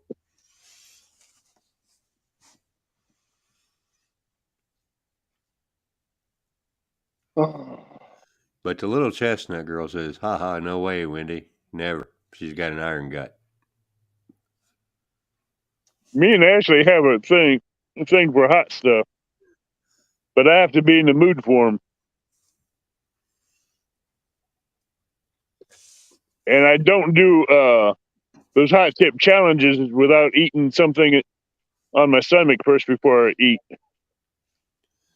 Because that's where a lot of people make a mistake. Well, So see, they eat the them way chips. the way to get over those hot chip challenges is you can't drink anything, right? You can't drink anything afterwards. Right. But if you know you're going to eat that hot chip challenge on an empty stomach, it's going to hurt you. Freezer Bound Outdoors, welcome. Thanks for coming in. Hey, Freezer Bound. But there is a secret to getting that capsaicin out of your mouth without drinking anything. Yeah, bread. No. What? Well, I ain't going to tell you. It ain't sugar. No, it's not sugar. Definitely no, it ain't sugar. But, you got to find a way to get that oil from the capsaicin out of your mouth. Oh, okay. I think I know. No, Southern grown, that's not the answer either. Drink a lot of milk, eat a lot of bread. Nope, that's not No, it. it's a dry powder you put in your mouth that absorbs the oil. It's not baking soda, not baking powder. No, it's neither one of those. But, once you eat it, it's not the burn in your stomach that bothers you. It's the burn in your mouth. The oils are in your mouth that make it. That's what I'm saying. If you put this powder in your mouth and move it around and cover all the parts of the mouth that has oil on it, it'll absorb it. All right. Well, I'll just go ahead and tell you, Abbott. The secret to it is salt. Salt will absorb that capsaicin oil. Yeah. And you can spit that out. Then you're not drinking anything. But yet you're getting that oil absorbed into that salt. And you can spit that salt out. Sea salt works really good for that. That little chestnut girl said over 95% of wasabi served in sushi restaurants does not contain any real wasabi. Most fake wasabi is made from a blend of horseradish, mustard flour, cornstarch, and green food colorant. Right, but if you ever go in there and tell me you want the real stuff, I'll get you the stuff from Japan. And Jefferson Einstein said, might need a good degreaser, which you're exactly right, Jefferson. Salt would be that degreaser because salt will absorb that oil that's in your mouth and on your tongue and in your gums, and you can spit that out. Southern Sown and Grown wants to know if little chestnut girl is Googling. Is what? Is Googling that information. Who knows? She's pretty smart. 205 Wild Action. I don't know if I'd seen you in here earlier, but hello. Thanks for coming in. Chad. Hey, 205. Well, now Shad Daddy said something I can repeat. He said, hi, AB. I can go with that. Hi, Shad Daddy. I'm going to take out that rod on the right and put the Uncle Lou's rod out with my float rig on it. But AB did confirm that she Googled it. She said she watched a documentary on it, but Googled it to explain it better. All right, I'll be right back. I want to swap out rods. Are you going to switch out bait too?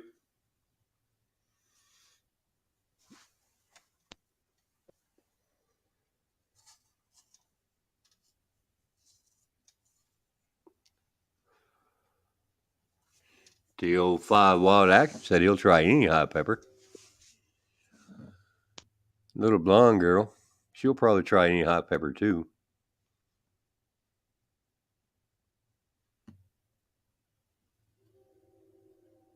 And in the morning, on Hog Leg or KP channel, I'll call you by your name again. But right now, I'm just going to pick on you.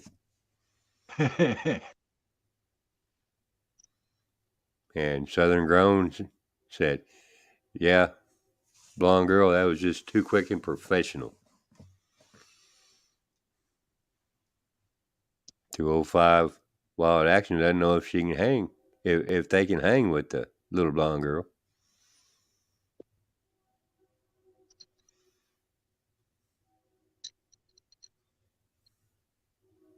But eating hot pepper is all about knowing how to eat the pepper. The seeds in the veins is what hold most of the heat. If you just eat the flesh of the pepper, you're good.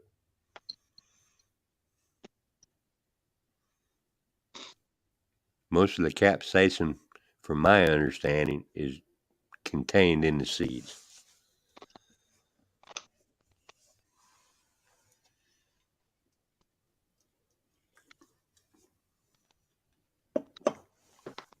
Now, if I'm wrong, somebody please correct me. Get that happy little tree by that happy little pepper bush. No, little blonde girl. Tim's still in there. He was talking just a minute ago. Yeah, I'm here. I'm just chilling. But I'm about to fall asleep. It's not going to be much longer for me. It's been a long day. It's only 8:33, Tim. I know, but I didn't sleep well last night, Thomas. No, I never sleep well. And I don't know if you've seen in Mike's Fishing Home chat earlier, the parts for your reel should be in by Wednesday. Did I blow it up real good? Well, there's some parts that are really worn out. Okay. I've had it for a while. It's my original one. It's my baby. Man, and seeing as how you never told me what was wrong with it, I could only go by what I saw. Well, I appreciate it. I really do. But I did notice that you use that bait clicker a lot. Well, that's what it's for. Well, I like bait clickers. I mean, that's one of the parts I had to order was that little gear. Oh yeah. And I'm sending you back the used parts as well when I send it back to you. But yeah, that gear that on the bait clicker, that was worn down in half. Really? Oh yeah. Well, like I said, I've had it for a while and I've caught a lot of fish on it.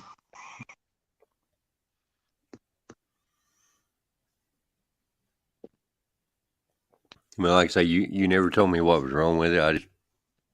I really couldn't figure out what was wrong with it. Apparently, it was just so blowed up that everything was wrong with it. But I ordered parts based on what I seen.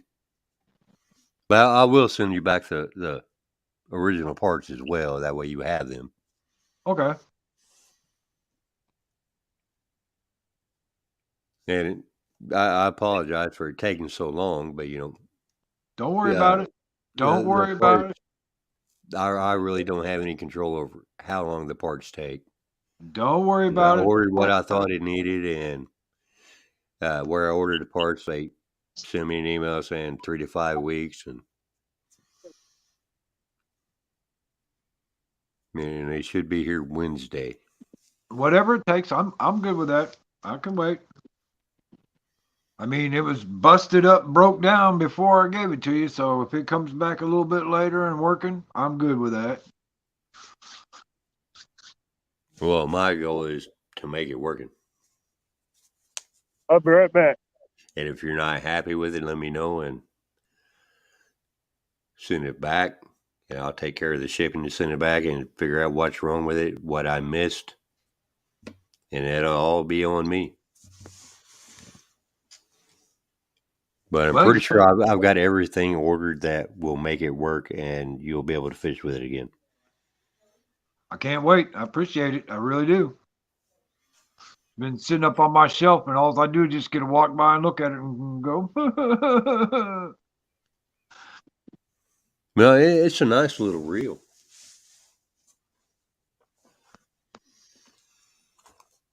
Got 2 more just like it too. I love them. And if River Rat isn't happy with that reel that he won on Serenity Show, yeah, go ahead and take it from me.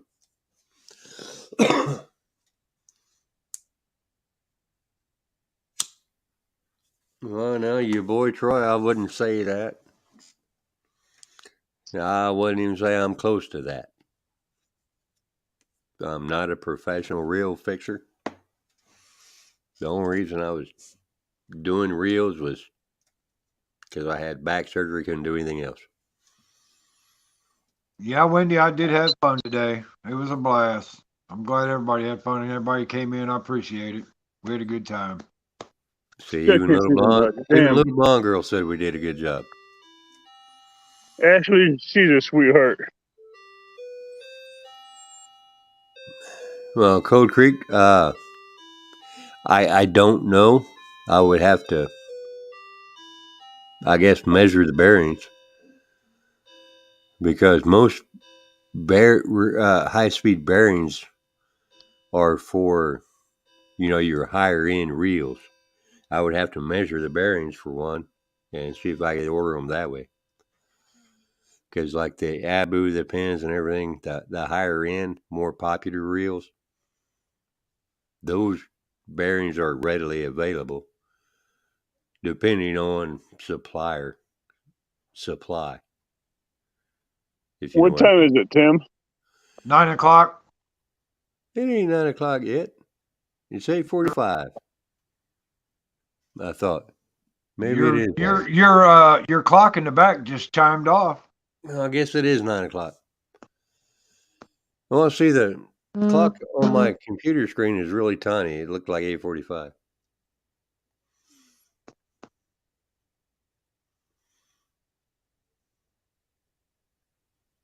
And I hear that clock all the time, so I don't really pay attention to it. Yeah, I get it. I understand that. Well, we'll give it another 20 minutes. Since I just put the Uncle Lou rod out with fresh bait. If we don't get a bite on Uncle Lou's rod, because he normally does good on this cove with flatheads. Well, we don't get a bite in 20 minutes, we'll pack it up and call it quits. Your boy Troy, most reels are basically the same. I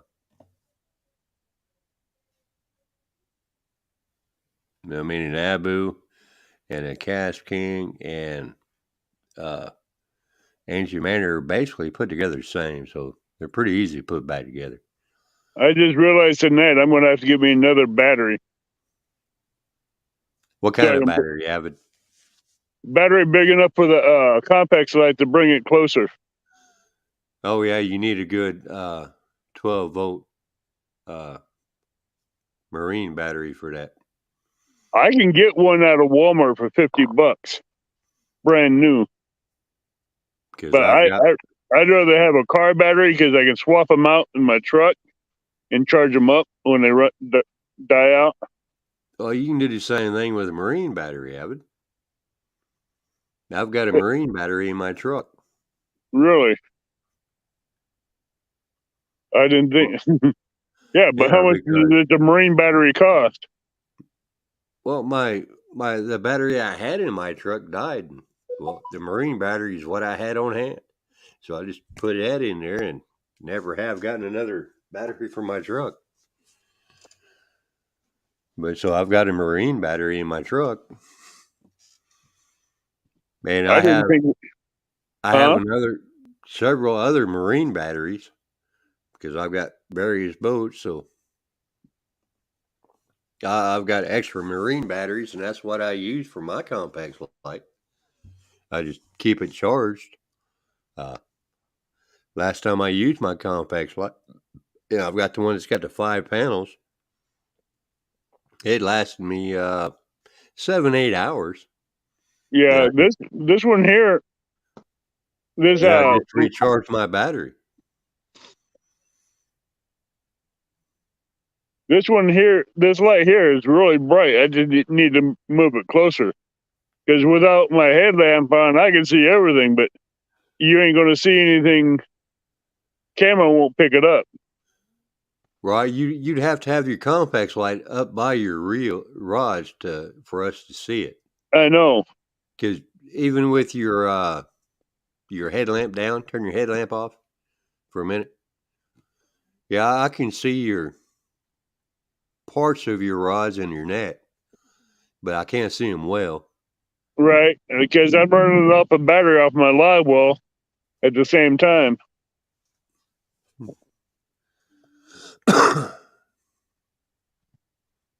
Someone have to give me another battery. Well, your boy Troy, what part did you not get in the right spot 7 times? It's like a Rubik's Cube. Huh? Well, your boy Troy said he took his, let's see, what reel was it? Ming Yang? Yeah, Min Yang. He said he took it apart to clean it and put it back together, and it didn't work. Right? He's taking it apart 7 times now. That sucks. Sorry, but sorry for my language, but that does. What's it not doing, Troy? What part of it isn't working? What is it not doing?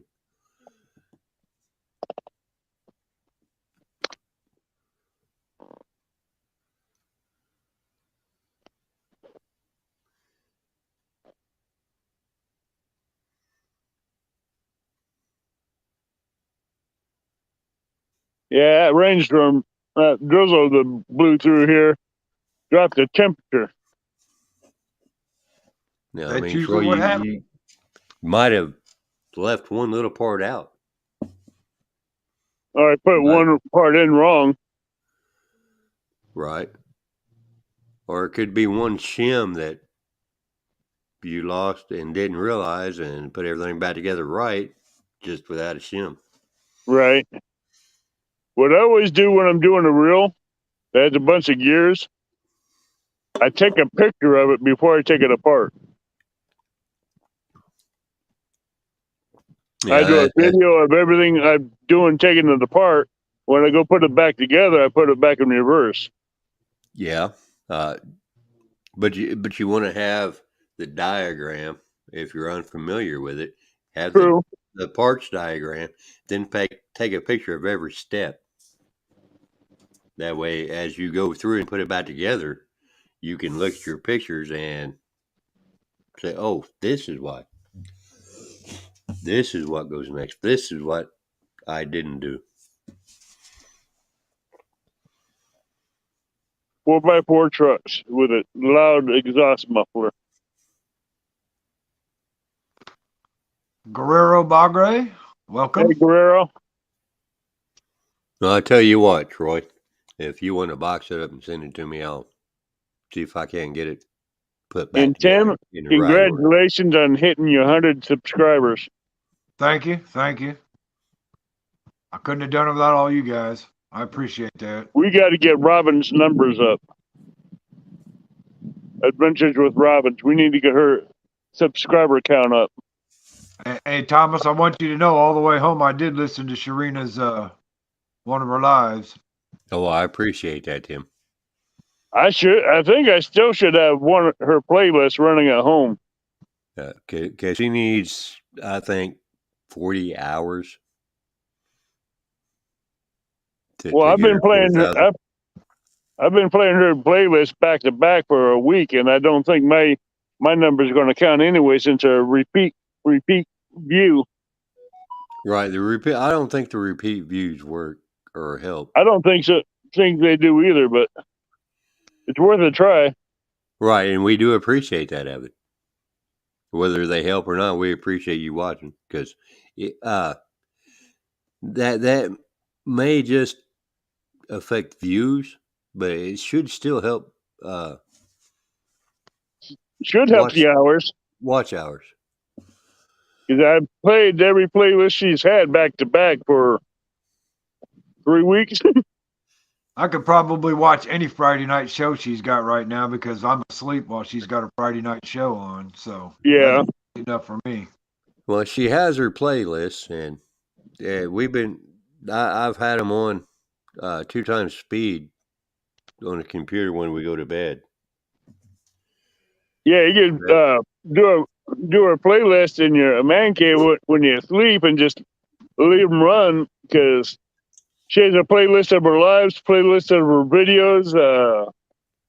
She has several playlists you could run, and they'll go all night and all day. Well, your boy Troy, I can't build a car or a motorcycle engine, but to me, a reel is simple. Guerrero Baggers in. How you doing? Thanks for coming in. No BS Catfishing. Thanks for coming in. Ain't no BS.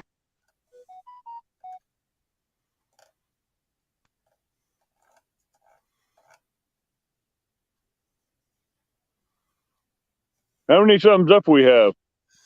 I can't see that. I can't either. Hold on, I'll find out.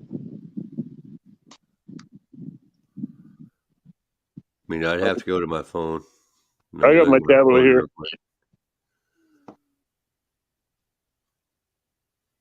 47 thumbs up, Avid.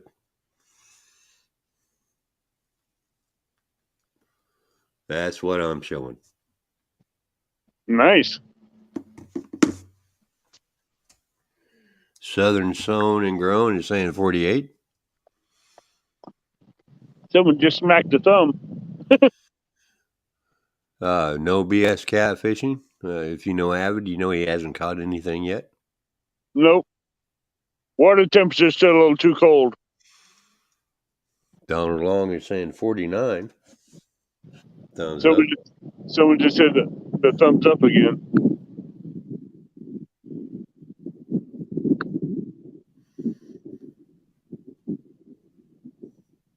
Don't worry, Wendy. This water's too cold to teabag you.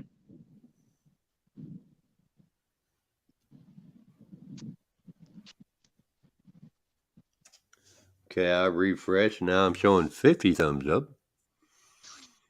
Sweet. All right, Donald Long. Quit adding numbers. We appreciate it, but now somebody's going to say 52, then you're going to come back and say 53. It's an auction. It's a thumbs up to auction. This is not an auction. Can we get 54? Can we get 54? Let's go 55. Let's go 56. Come on, 54.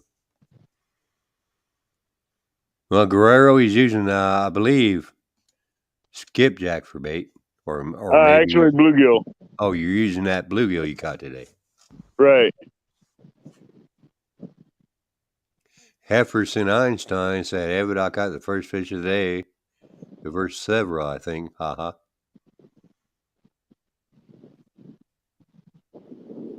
And Southern Sown and Grown said, thumbs down for that comment, Avid.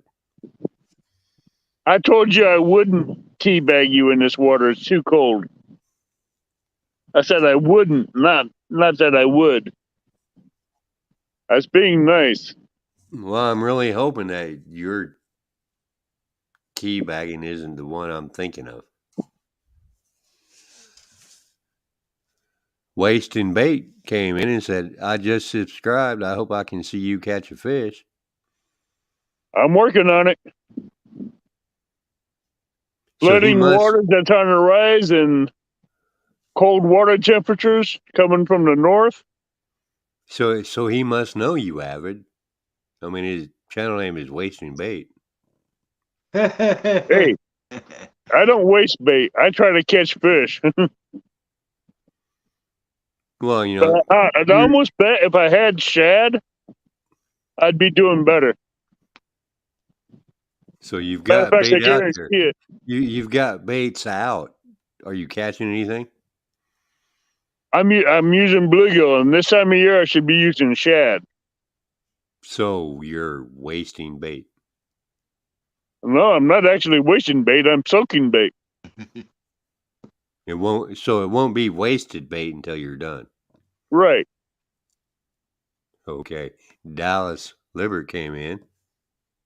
Hey, Dallas. So wasting bait? No, he hasn't caught anything, and he's not wasting bait until he's done. But right now, he is soaking bluegill. Yep, and I'm enjoying myself and relaxing. Good night, Shirley T. Hope to see you again in the morning. Good night, Shirley. Good night, Shirley. And Guerrero said you are currently using bait. Yep, Well, I guess that technically qualifies. I'm using bait. He's using a happy little bluegill by a happy little tree by a happy little rock.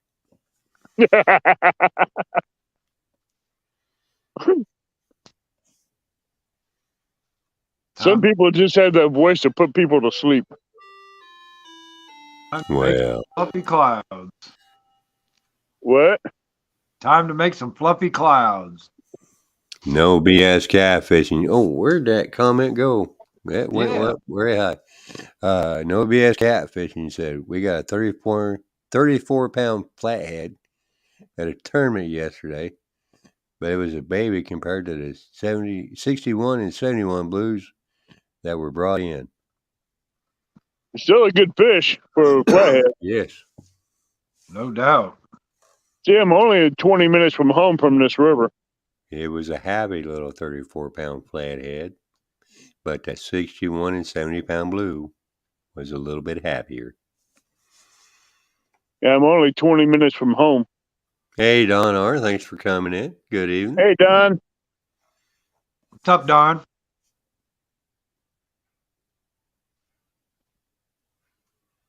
Now maybe I just need one of those good night storybooks to read Tell All I Love You. You do that, you can have half the chat snoring. Well, Mary had a little lamb. Hey, be careful. We may have Tim snoring. Its fleece was white as snow. Everywhere that Mary went, the lamb was sure to go. Bah. Wasting Bait said, my buddies gave me that name some days. I don't catch nothing, and they like to tell me I'm just wasting bait. Why, then you're in the right spot, Wasting Bait. Evan doesn't catch anything on live either. Hey, we all waste bait when we go fishing and we don't catch anything. It's only wasted if you don't catch anything. Hey, we get skunked. We all get skunked from time to time. Well, Evan, I get skunked so often, I have a series called Skunked or Not. She sure does. He sure does. I remember that series. So when you going to continue that series? Oh, it's going to be coming soon. Last year, I just didn't fish a lot just because, I had that back surgery and I didn't want to mess anything up. But I'm going to try to make up for it this year. I've got several tournaments I'm going to be in. I'm going to be in your Battleship tournament. I've got 3+1 tournament this weekend, and there's another one. I can't think of what it is. Now, what is that tournament? We was talking about that tournament earlier. What is your thoughts on the concept of that tournament? Sabotage tournament. Apparently, we don't know who our partner is. Apparently, we won't know who our partner is till the end of the tournament. But they're going to spin a wheel, and somebody's name is going to come up and whatnot. Shereen and I don't actually know what the real rules are yet, but we'll figure them out. That's kind of crazy. Well, that's no more crazy than Guerrero going to call me Uncle Bob from here on out. I was going to leave that one alone. I'll let you take care of that one. That one I'm not going to touch. No, Aaron ain't caught nothing yet, man. Just wasting bait. Yeah. Using bait. It ain't wasted yet. Teresa came in and asked, hey, Evan, It's up in the air. Popped in and said, "You bust anything by the boat ramp?" No. Nope. Hey, retired Rick. Thanks for coming in. What's up, Rick? Hey, I had a good time today, Rick. Even though I'm Rick? gonna have to get me a shirt that says "Skunked in Springfield," but I still had a good time. I appreciate taking me around and showing me around. It was Wasting fun Bait said, fishing with you guys today, even though it was on panel. Wasting Bait said, that's a voice that'll put you to sleep, such a soothing voice.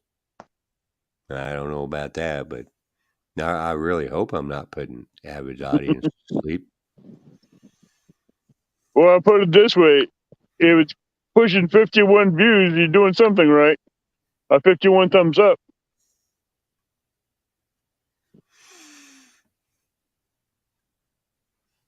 Wasting Bait said, you don't know until you throw, is what they say. Yep, that's right. Exactly. I tell you what, Rick. Here in a couple weekends from now, I'll see about coming back down. We can get on the boot.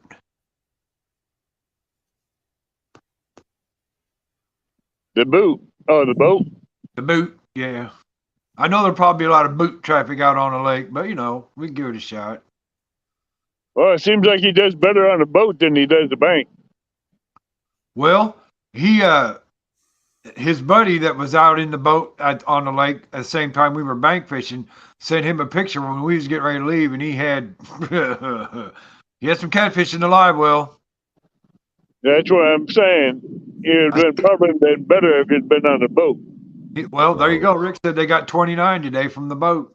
Yeah, he Wow. showed me the. I was like, dang. Retired Rick also said we're blurry, so maybe it was 29 wobble pops from the boat, not 29 fish.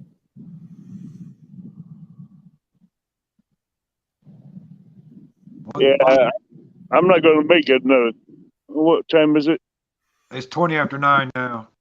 No, Don or Avid's not catching anything from his aquarium either. I'm not even at my aquarium. No, that explains why you're not catching fish.